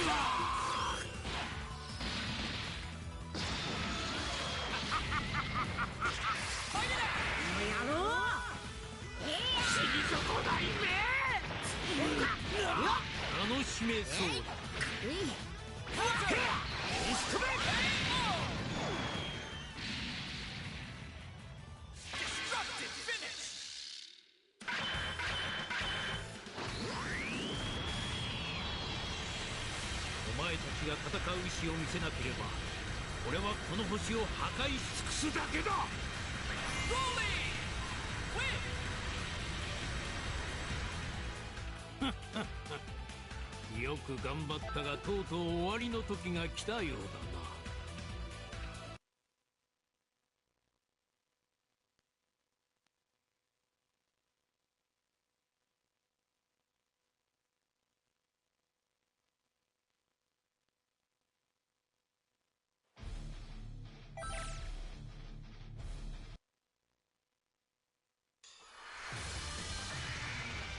Time to begin the match!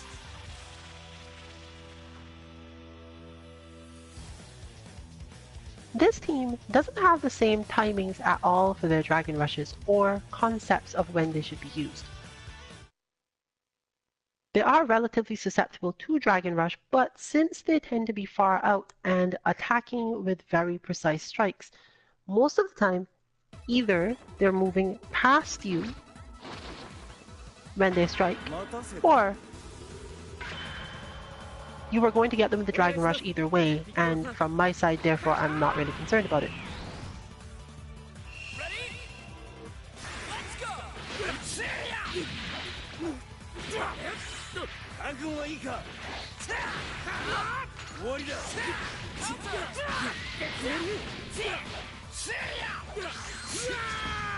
悟はいいか。大丈夫ですか？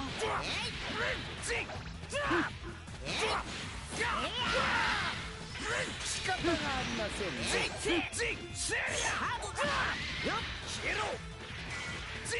甘い。覚悟はいいか。行くぞ。まだまだ。くそ。了解だ。その鬱陶しい口を黙らせろ。驚いたよ。そらやそら黙っときな。手を抜いているのかい？や黙っときな。クリアだろ。この野郎。やそらな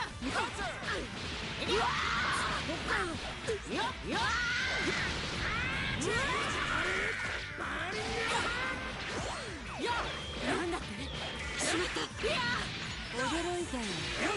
覚悟はいいか。終わりだ。バカだ。そこがせいや。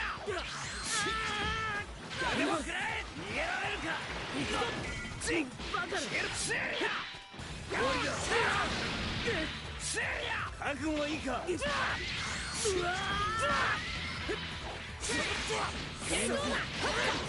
リーザ行くぞ。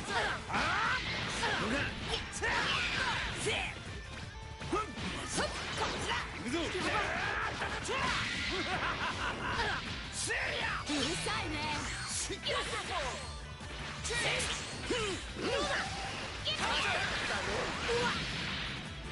ろそろ死にたいだろ。何だよお前。そろそろもうここまでだ。こいつはどうだい？くらえ。様の相手はこの僕だ。まだやどこ見てんのさ。や今度は本気でやらせてもらうんだ。まだういだなんときな。今度は死ぬかもね。生意気だよお前、生意気だよお前。そのちまだまだ。その程度ですか。見つけらんど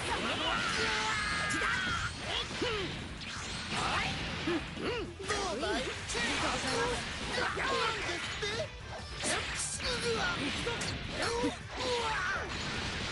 その宇宙の塵にしてやる。ここですよ。その調子。ここはお任せしますよ。どうした。逃げてもいいよ。どうした。行くよ17号。分かった分かった。うるさいぞ。や黙っときな。まだうるさいぞ。引っころ行きますよ。勝たせてもらうよ。くらやばいですよ。生意気だよお前。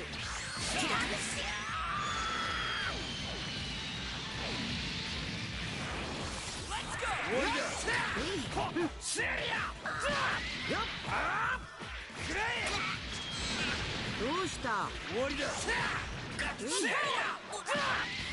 こだ。甘い。18号。行くぞ。今度は俺が相手です。ジンシェリア。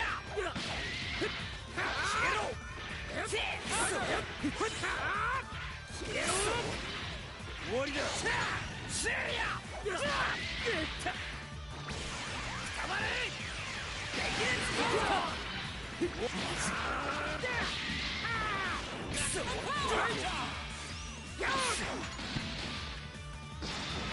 早く勝負をつけなきゃね。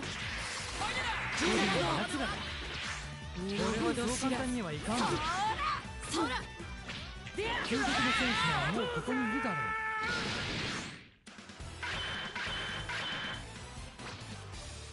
大したことないんだね。あんたも未来の私も。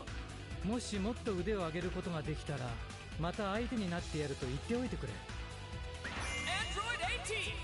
And Sonic Rabbit points out, the entire reason why this team can work is because if your accuracy isn't quite high and your game plan isn't really either close-up stress or solid concepts of your mix-ups, they're super hard to hit, which means you can never decide exactly how to confirm into things.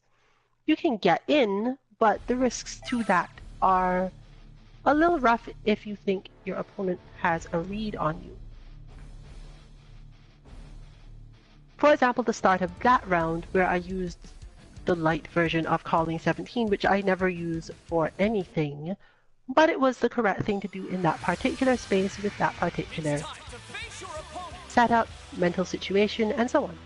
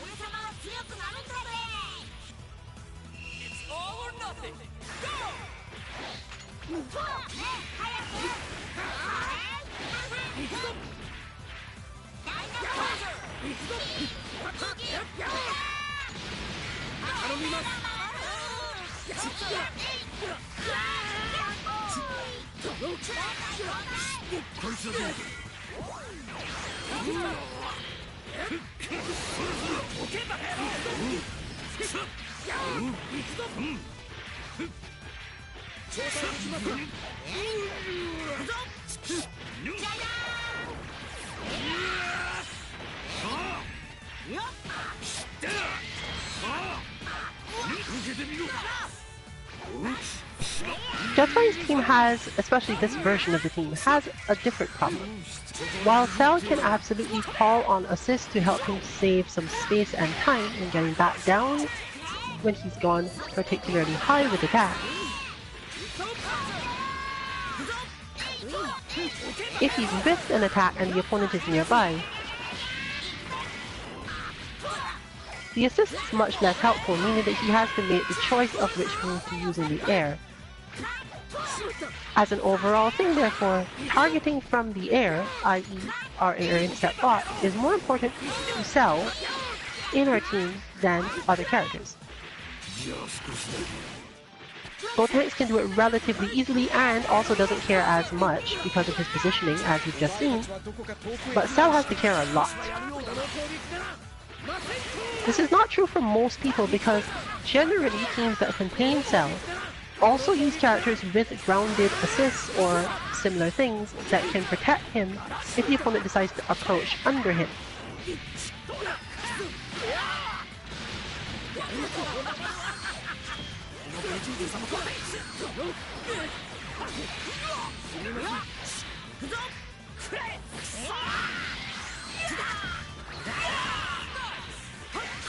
But with both of these characters mostly giving assistance that does not help Cell with this, tracking his position and therefore being ready to do certain things with your meter are super important.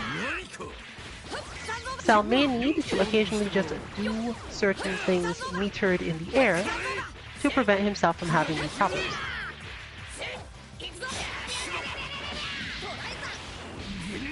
His metered elbow attack more or less covers this situation, so one can add it to one's repertoire of options if you happen to be playing a team where the assists don't help Cell attack people beneath him. Generally, this isn't something you want to spend a lot of time doing, as it isn't really all that advantageous to him even if it hits. But if it's better than getting hit pointlessly at a particular time, then it's just better.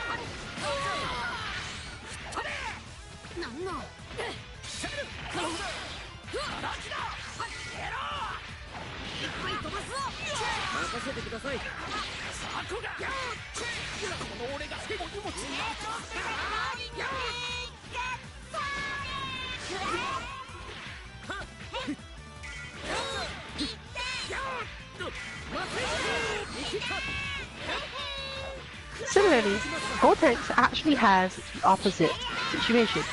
Gotenks can almost always afford to call his assist because he tends to be much higher in the air than Cell is, and has much more control over where he goes from there.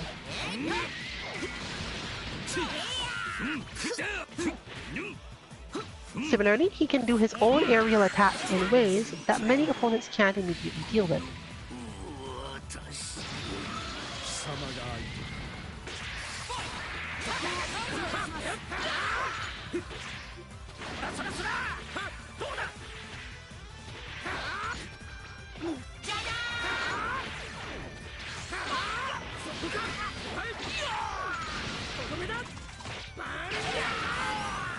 Gotenks' own relatively slow assist is much more helpful for keeping certain types of pressure going than any form of defense, meaning that even though Vegeta does not need as much effort as Cell in order to deal with attacks where he has to drop onto someone's head, he's not as likely to get much conversions, and Gotenks is not going to help with this.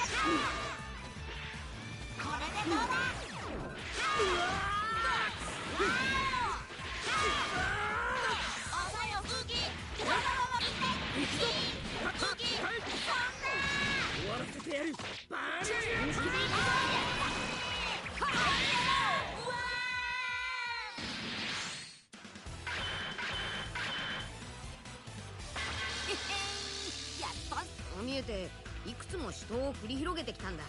舐めてもらっちゃ困るぜ。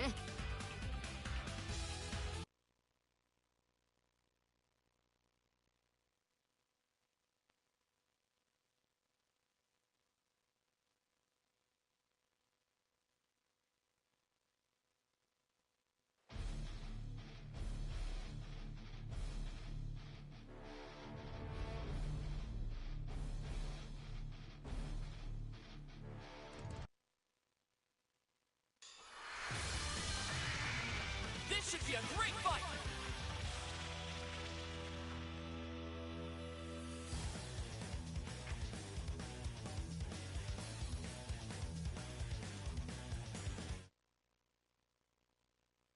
The higher advantage granted to these characters both by the assists and by their own moves of attempting the Dragon Rush and being tech makes it phenomenally easy to keep up with the defense aspect of this match without necessarily having to leave the ground as with normal mix-ups. It's all or nothing. This may be hard to do after having built up all of that general tendency to both get off the ground and watch yourself, but if you're aware enough, you can recognize this is happening to you, i.e. that you're going into the air too much unnecessarily, and then just go for grounded punishes.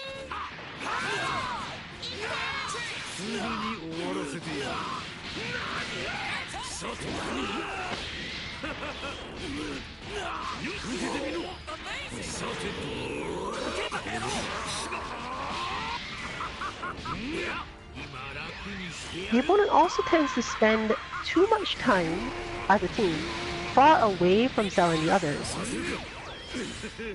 meaning it's really difficult for them to get pushed into bad situations. When they do, it's almost always easy to throw out a couple hits, switch out, and just start over.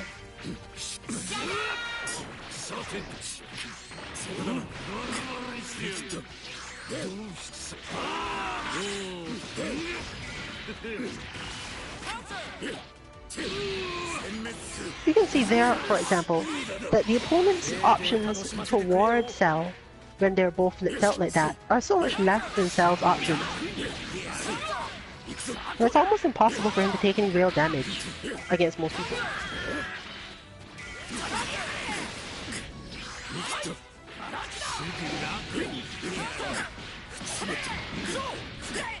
Vegeta similarly has some good light lows that have slightly more range than you'd expect given his stature, yeah.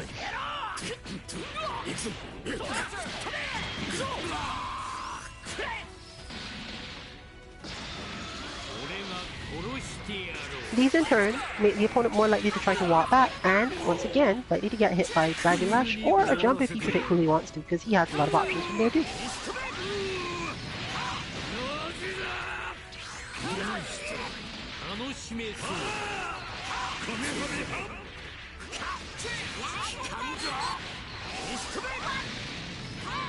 And here, Cell has basically gotten insufficient health to actually take the help in fight, but he's still a functional assist, assuming he doesn't get caught in anything.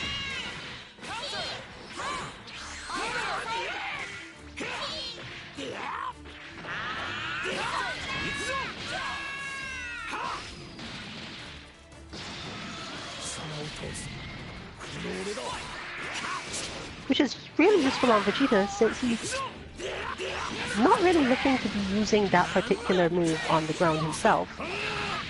So having Cell in the air to cover him is generally more useful.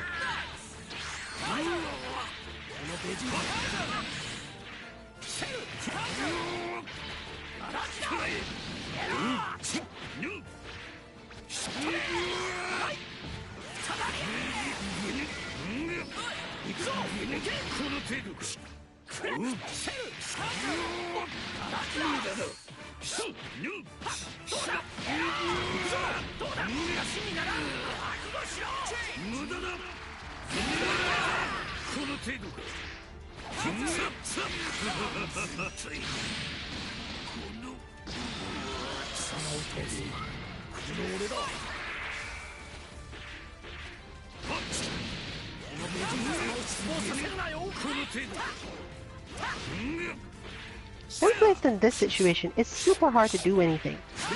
But between Vegeta's good light low, his deflect, and the general annoyance that he can put forward with just like straight raw vanish, you can still make something akin to a comeback in a lot of situations.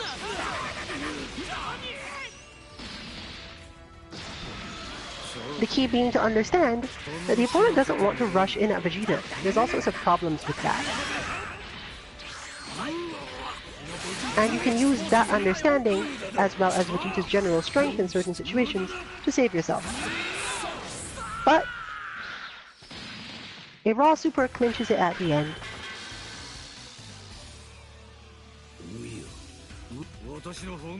Fairly close overall, though. だが全力はこんなものではないぞ。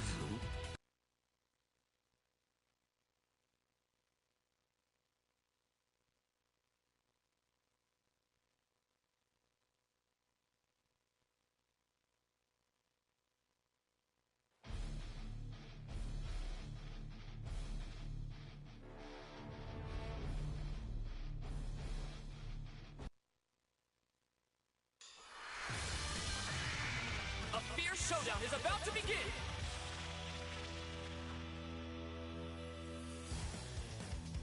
Now moving into a match with 2.5 Gokus.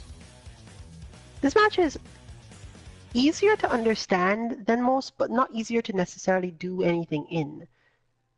There's a lot of synergy and oppressive pressure, we can call it pressure, between these three characters. And they're very good at keeping characters who don't have good approaches from doing basically anything. Therefore, rather than playing full offense or full defense, you have to be at least somewhat random.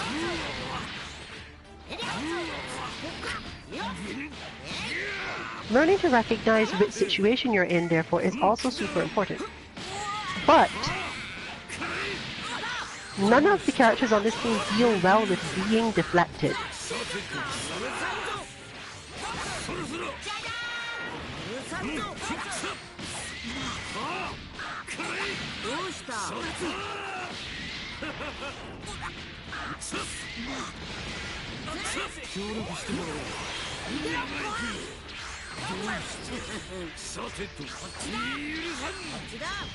Which leads to a very complex question. Does one take the risk of going for the deflect in order to get the advantage? Or do you try to play it out naturally? A strongly defensive player like Justine is more likely to go for the deflect and more likely to succeed at it and make something of it than someone like me who basically just prefers to hit buttons and solve problems that way. The key here being that the opponent is likely to delay somewhat in order to try to trick you into deflecting and failing, meaning that it's actually easier to keep up your defense versus them as a whole. It is generally true in this game that very high-speed offense meant to confuse the player is also some of the easiest in this game to deflect.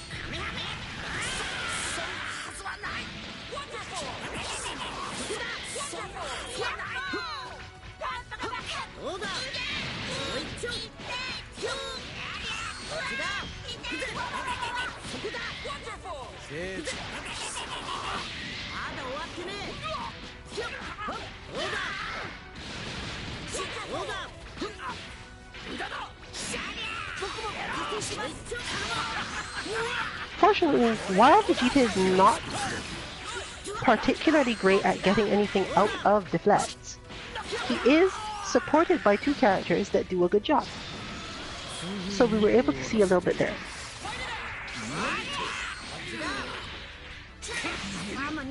In total, therefore, the opponent can be put into a situation where they have to do much more work, and their spacing is constantly in question, whereas Cell can do as he likes.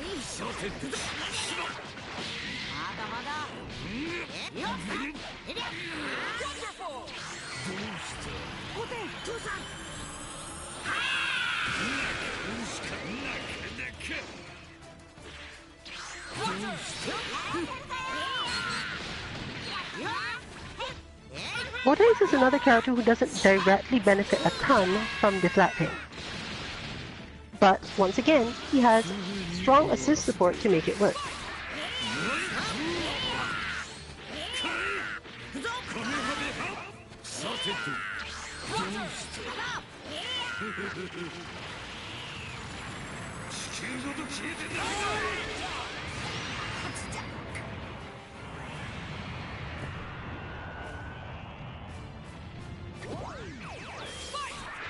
Destructive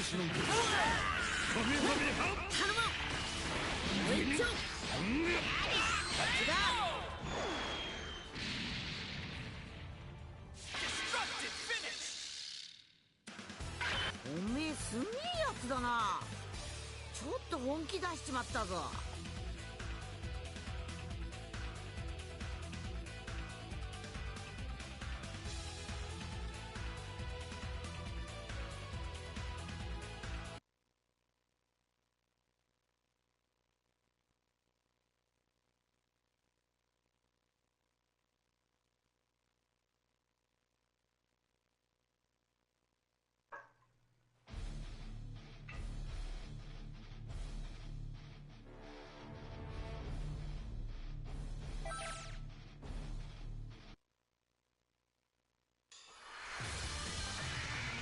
The battle's about to start. Good luck.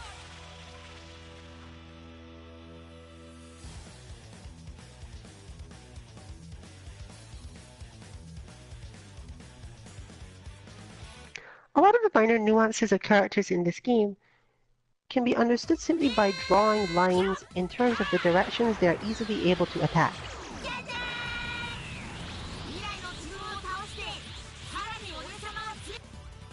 It's all or nothing. So in any case where I mention something about the character or matchup or team, and it's not related to how much damage they do, you should assume that anything I say applies to any other character with the same attack vectors. Basically, if you drew attack lines from the character out onto the screen all the time, and it was similar to some other characters, then you could probably fight those two characters about the same. You don't generally have to count in their supers either.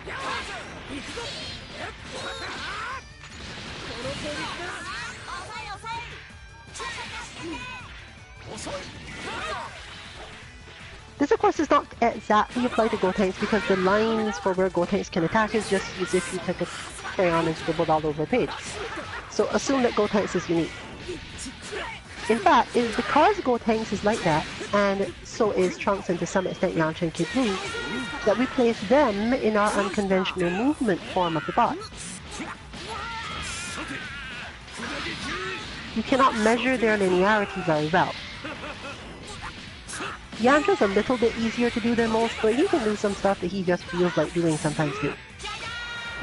And with those two in the same place, it gets stressful because the assists start to get weird.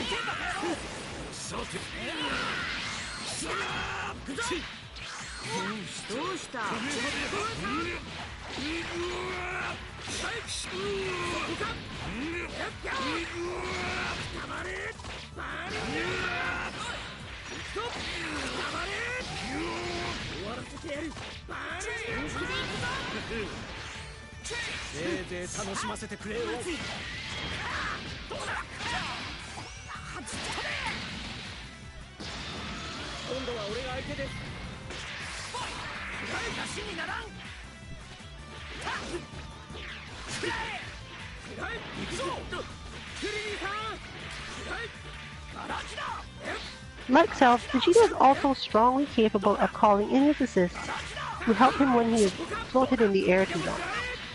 Both Gotenks and Nappa are actually good at this, but Gotenks is generally better, even though generally the opponent will not be hit by anything Gotenks does.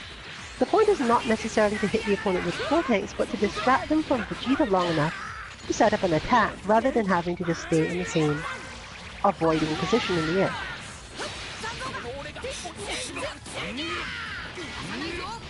Once again, the situation is relatively easy to deal with because you can just jump back and be reasonably sure that you're not going to end up calling the assist in any other way. He helps Cell in a similar fashion, but since Cell has less complex vectors to come down than Vegeta does, he doesn't really need it as much. He can do more or less as he likes and does not really require Gotenks so much.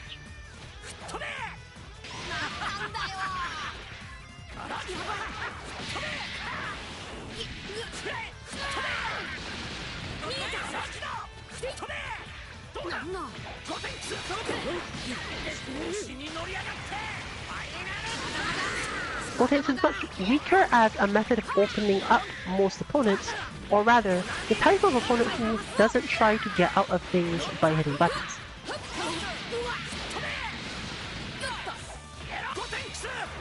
As his timing is just not quite enough to get either a Dragon Rush or a jump in most situations, without the opponent being able to recognize this and punish you before anything else happens. Basically, that you can keep on attacking, and Gotenks allows you to keep attacking. He allows you to keep pressure going, but he doesn't create any chance, really, of the opponent being opened up when using Vegeta along with him. This is true of any character who has a linear forward or downward attack style. The exception being Hit, because Hit doesn't really have to attack that way and can technically get to the other side of you whenever he wants. So despite his relative linearity, Gotenks can work with Hit in that particular way.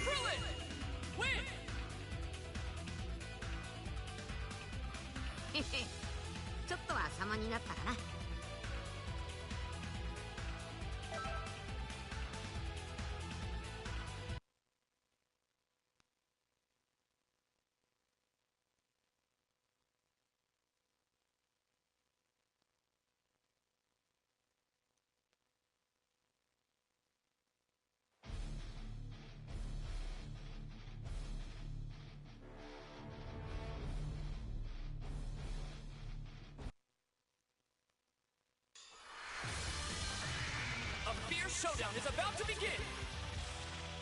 We are back to the original.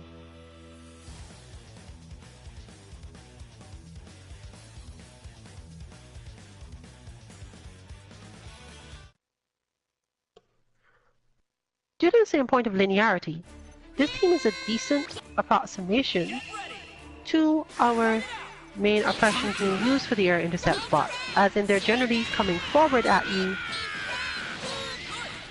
and you're best off getting up into the air and hitting them on your way back down, whatever that means. Now, the better option here is that they can respond to it in ways that most characters cannot, but they do get less damage off that than most.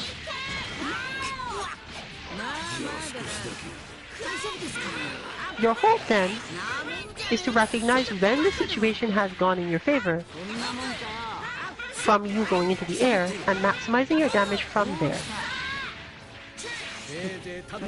Since they're also relatively easy compared to most characters to deflect, and they don't have good up vector attacks directly after it, deflecting into your own jump is one of your better options here.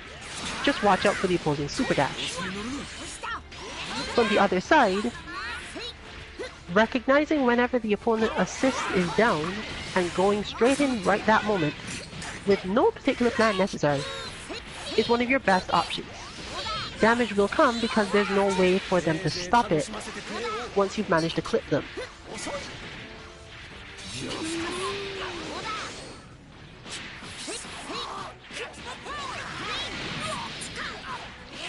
And there's why. It's too hard to stop you from getting close enough to use those strong lows from King Gohan and Tien-Shinhan, and something approximately equivalent to a high-low mix-up from Bardock as well. れで終わりです。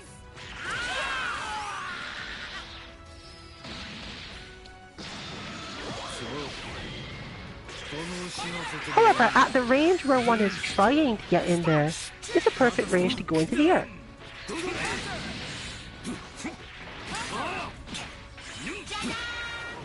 The rest, therefore, is a matter of understanding when Super Dash is the answer and when Crouch Heavy is the answer, which is not easy to pin down.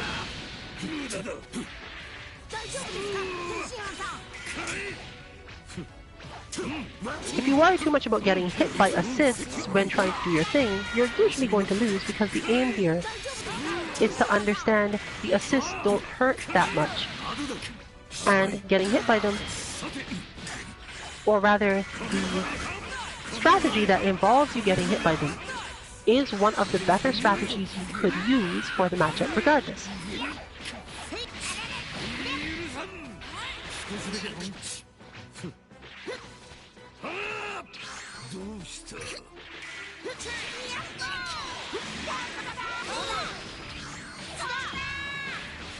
But there's the awareness.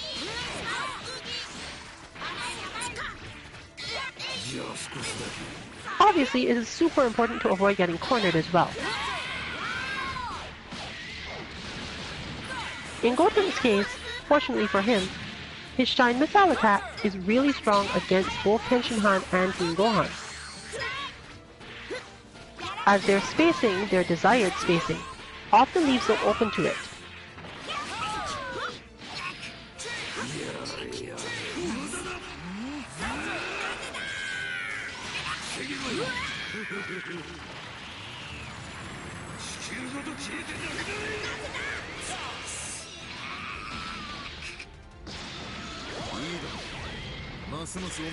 Similar to my own team, it's relatively hard to pin this group down, and therefore, them getting to use their meter is not as likely to be a problem if you can stay out of their way. In short, high meter does not mean you have to change the way you're thinking about the match, unless Teen Gohan actually manages to clip you.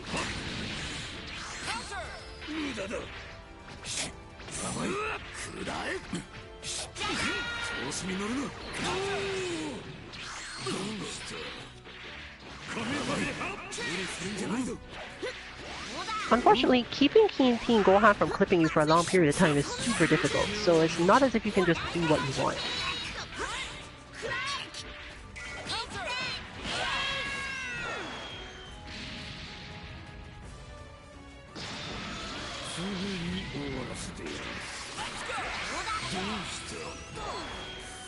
Once he's gone, this actually becomes a real slog for Tenshinhan, as he has some very particular ways of doing cheap damage to Cell, and I call it cheap damage because, well, never mind, I'll explain it another time. But he has to wear him down quite a lot, and Cell has a lot of options that end up with Tenshinhan taking damage if Cell moved at just the right moment.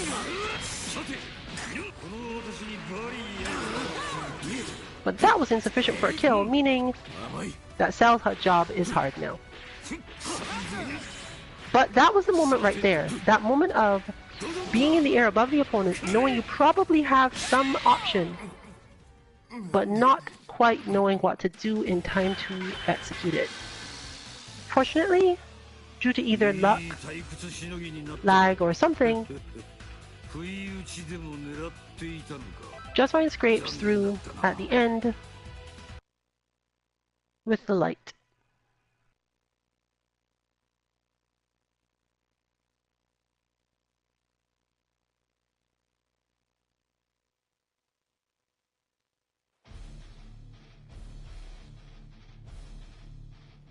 This is a strategy you can apply against any character who you know lacks enough good air attacks to get anything off of their air vanish. Especially if you manage to block it.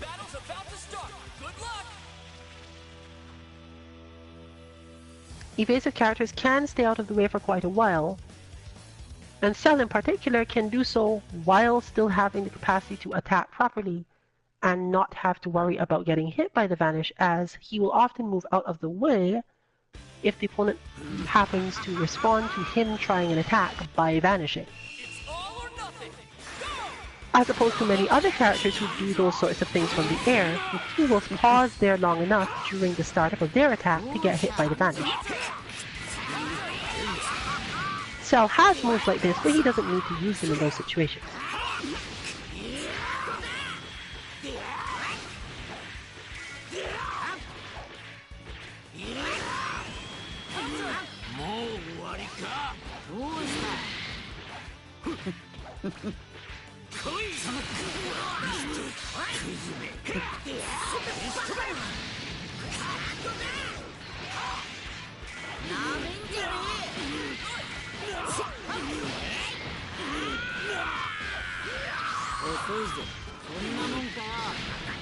It's a big conversion, and down. お前の思い通りにはさせん。譲ってやるか。見えてるぞ。行くぞ。こっちだ。下がっている。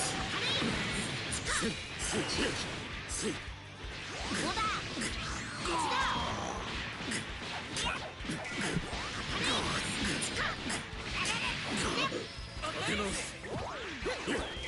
下がっている。当て直す。問題ない。 When Kyohan has not yet managed to get to the corner, he can use his timing to pull in one of his teammates regardless of what team you're on most of the time. At the end of his EX kicks, because he sends the opponent upward in such a way that the super dash bringing them in will usually be helpful. Interestingly, when he gets closer to the corner, this actually becomes less effective, presumably because they have to travel further, or because the opponent does not have to travel as far before they start to fall. There's a lot of nuance in there.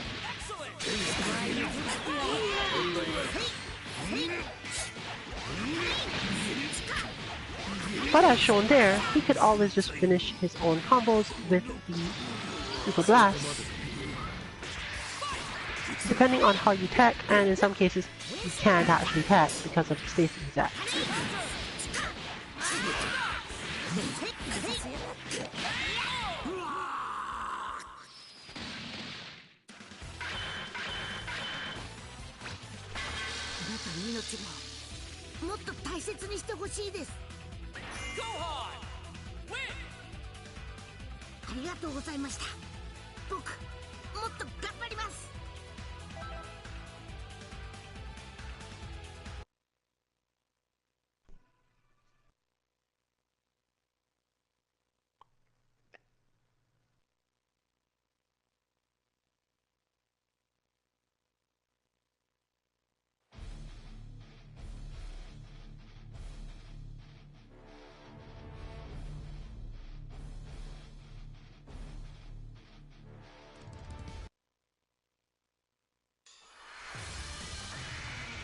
Get ready for a Dragon Ball Rumble!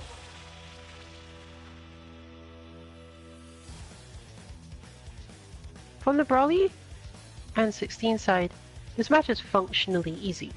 Functionally in that you don't have to do that many things outside your norm or make any complex plans. Armor up, barrier up, approach often by super dash from mid-screen, not from full screen, and go wild from there. Hope that your opponent doesn't have a lot of really strong conversions. One of the more important things is keeping yourself calm enough to use your assists correctly.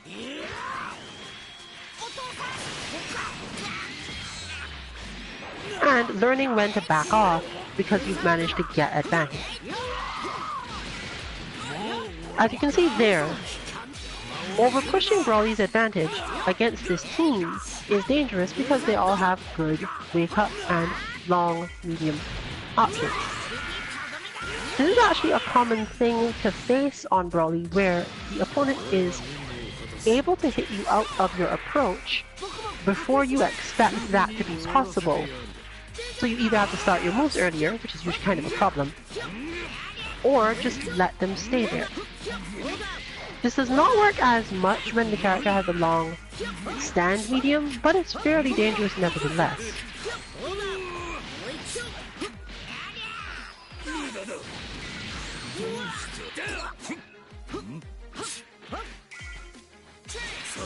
One of the most important things you can therefore do for yourself is when you're underconfident in a matchup with this particular trio, backdash up.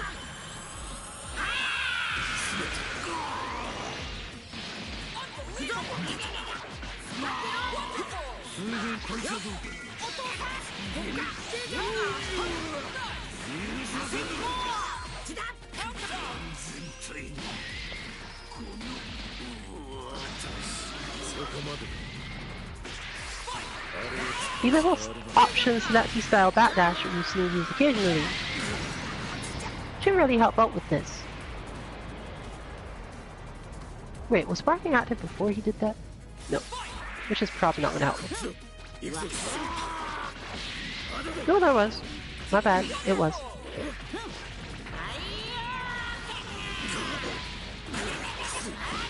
I'm not sure the backdash would have gotten out of that, but it's the same general concept.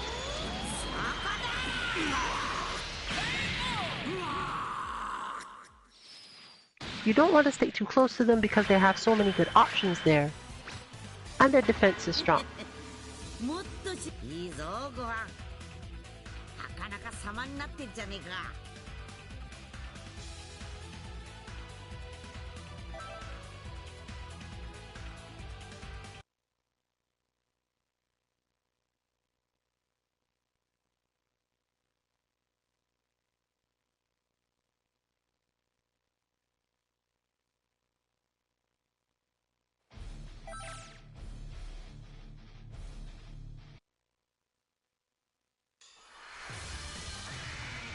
This should be a great fight!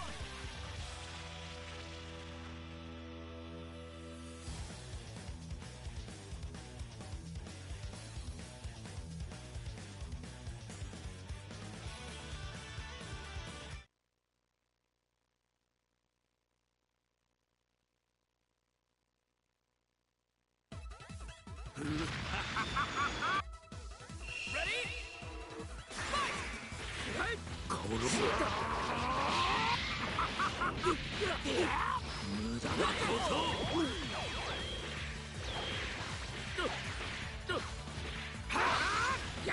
どこへ行くんだ何じゃ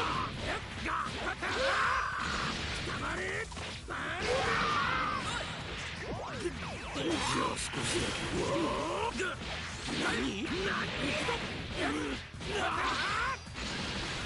何なんだ豪快だ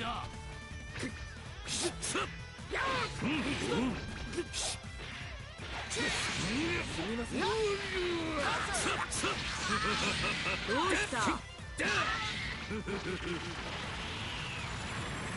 球ごと消えてなくなる Wonderful! そろそろさてだおそら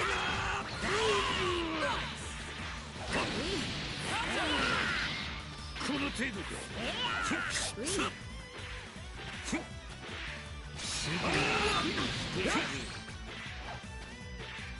さとしろ問題ないそろそろカメハメハ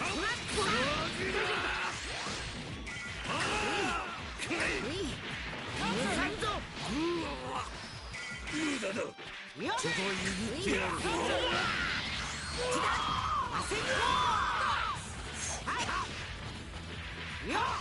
無駄なこと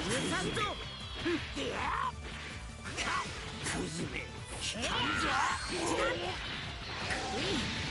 じゃあ少しだけどこへ行くんだ行くぞ殺してやる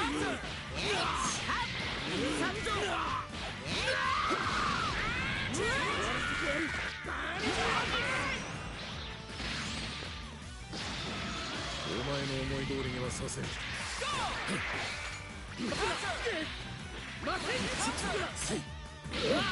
わりだ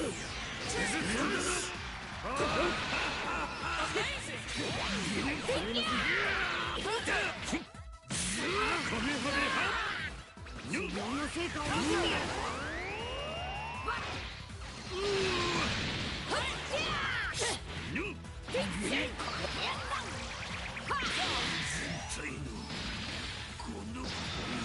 お前の思い通りにはさせん。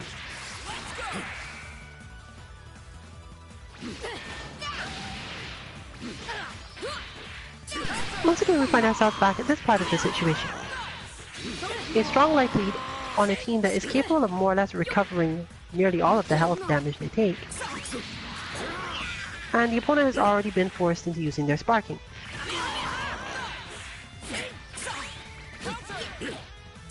Oh no, not yet. They should have used it.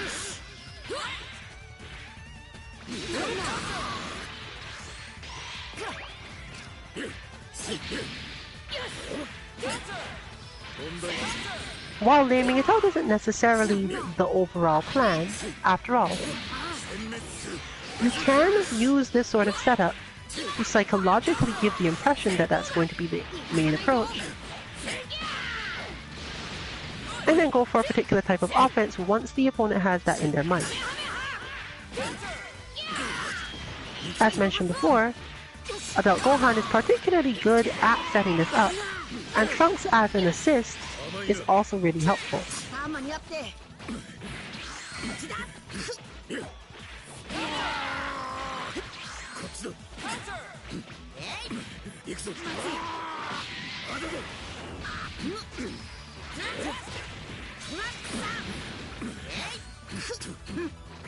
Gohan's basic ability to more or less catch the recovery of any distant move with his elbow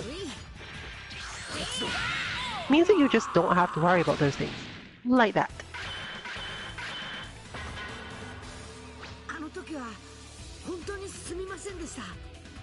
Gohan! Win! これが今の僕の全力です。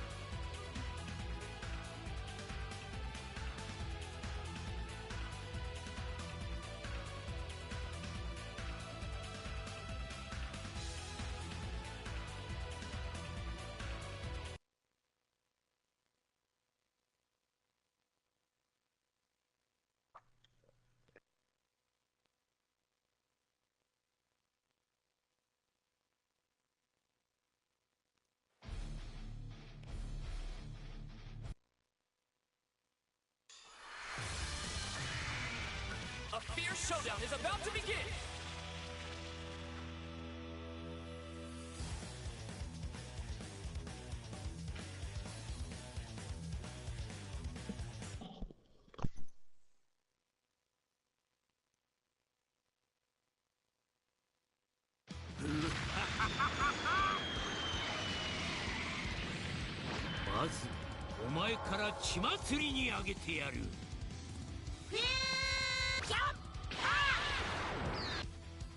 Get ready! Fight it out!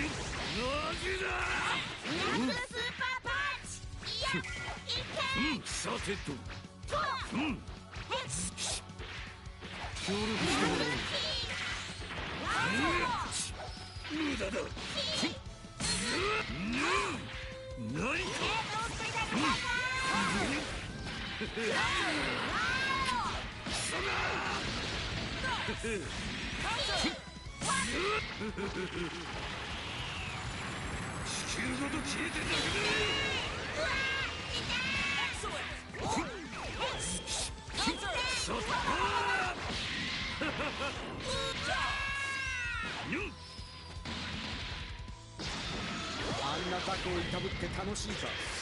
砕け切れ。ずーっすぐ楽にしてやる。スピードには自信があるんだ。じゃあ少しだ。すぐ楽にしてやる。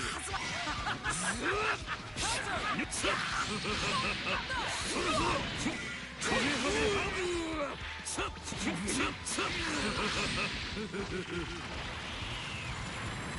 球ごと消えてな。受けてみろ。こ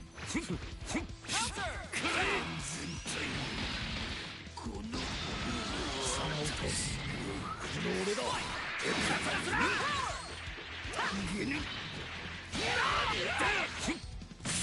カメハメハ。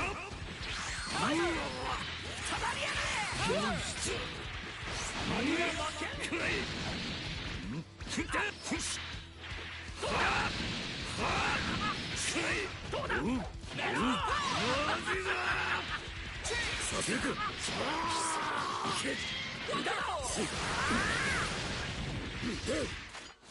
甘いな。行くぞ。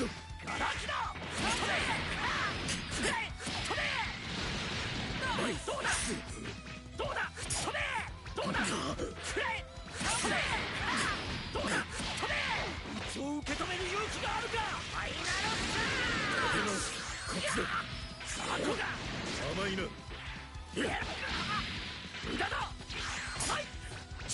甘いな。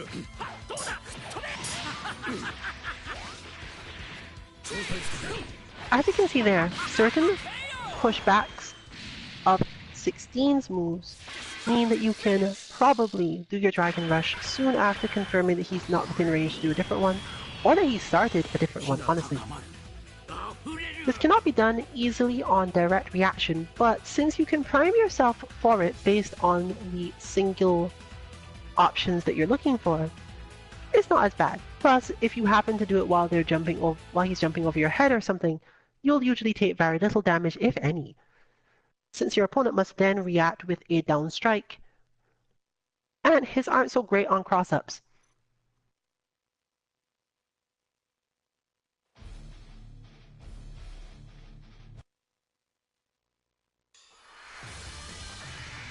It's time to face your opponent!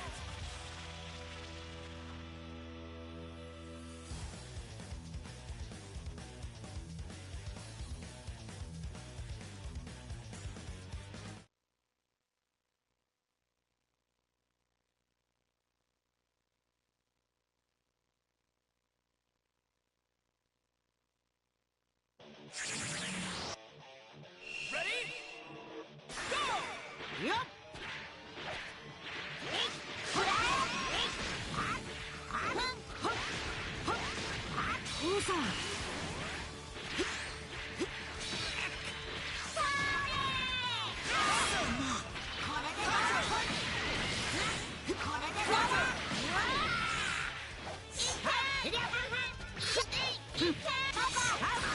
As a general point, Gotenks is not the best person to be fighting this with, but this may be a good enough reason to have him in first and just keep on doing that sort of thing.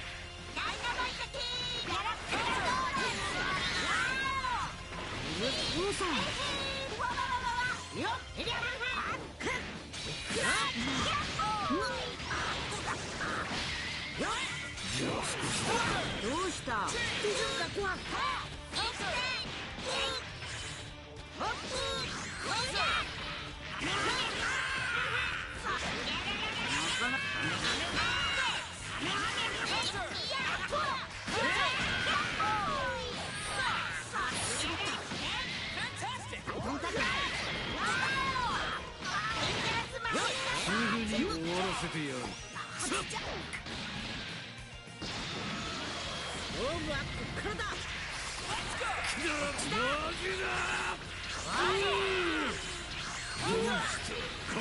っさとしろ。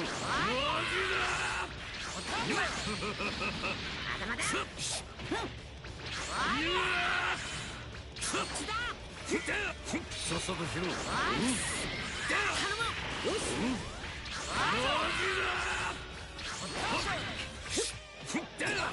そんなもんか。そんなもんか。悪いな。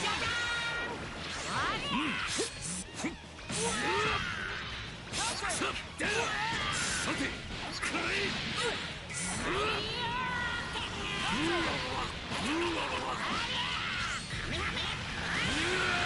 一気に決めた。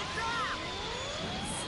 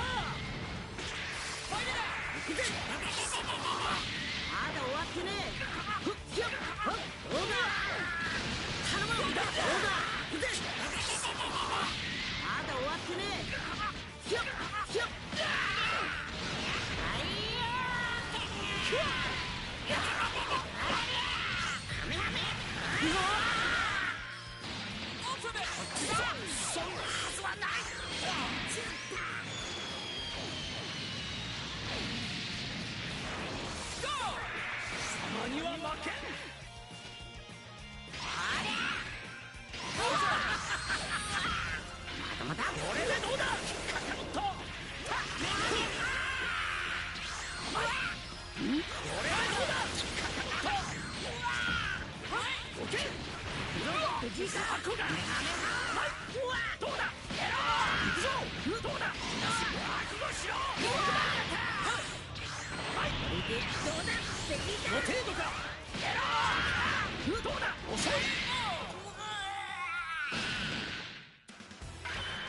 何が目的かは知らんが、俺が貴様を信用することなどない。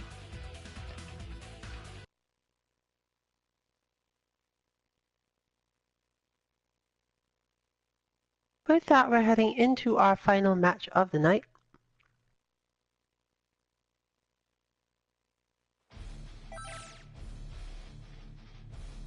Join us tomorrow for another This Guidance segment. We'll be introducing our... We actually don't know what to call that bot yet, but it has to do with spacing your long mediums in neutral.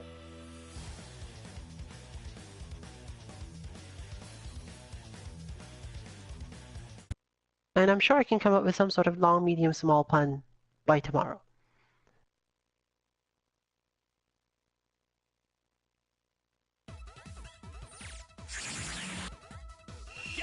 So join us for that, and possibly a small preview of the bot I mentioned to follow.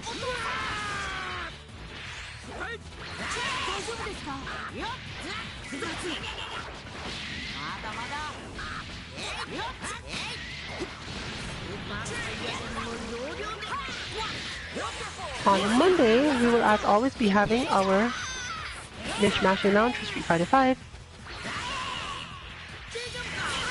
We will be looking at more or less the same things as usual, but with a slight twist based on the upcoming changes in input lag as we did this week.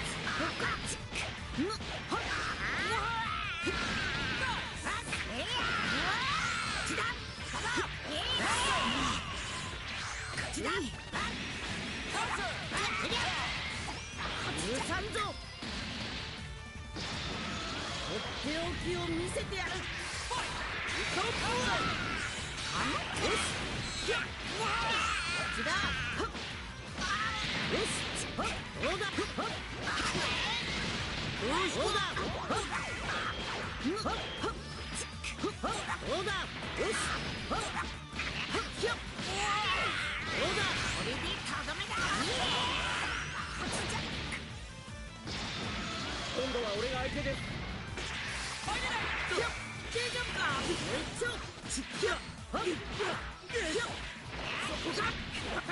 交代できますか。制御だ。修行の成果を見せてやる。Amazing! 見えた。どうだ。もう一丁。どうだ。こっちだ。よし。本気でいくぞ。逃がさないぞ。大丈夫か。どうだ。もう一丁。どうだ。どうだ。どうだ。こっちだ。大丈夫ですか。そんなもんか。まだ終わってねえ。どうだ。On Tuesday, you can join us for Guilty Gear, the Tuesday train. きますよ。これが俺の全力です。 And next Wednesday, we'll be having our last Sandbag Casuals XL. Under Night in Birth, its latest, where Amal will be playing Hyde in rank.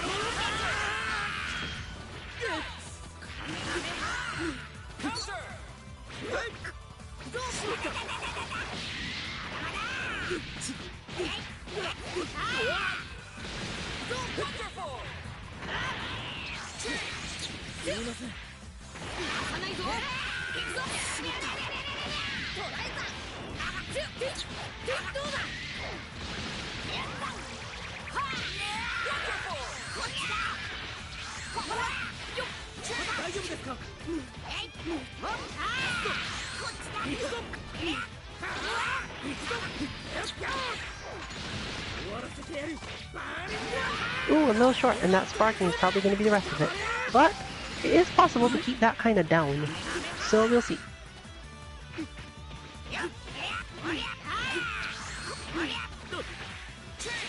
And Omni Rabbit's defense is itself, as usual.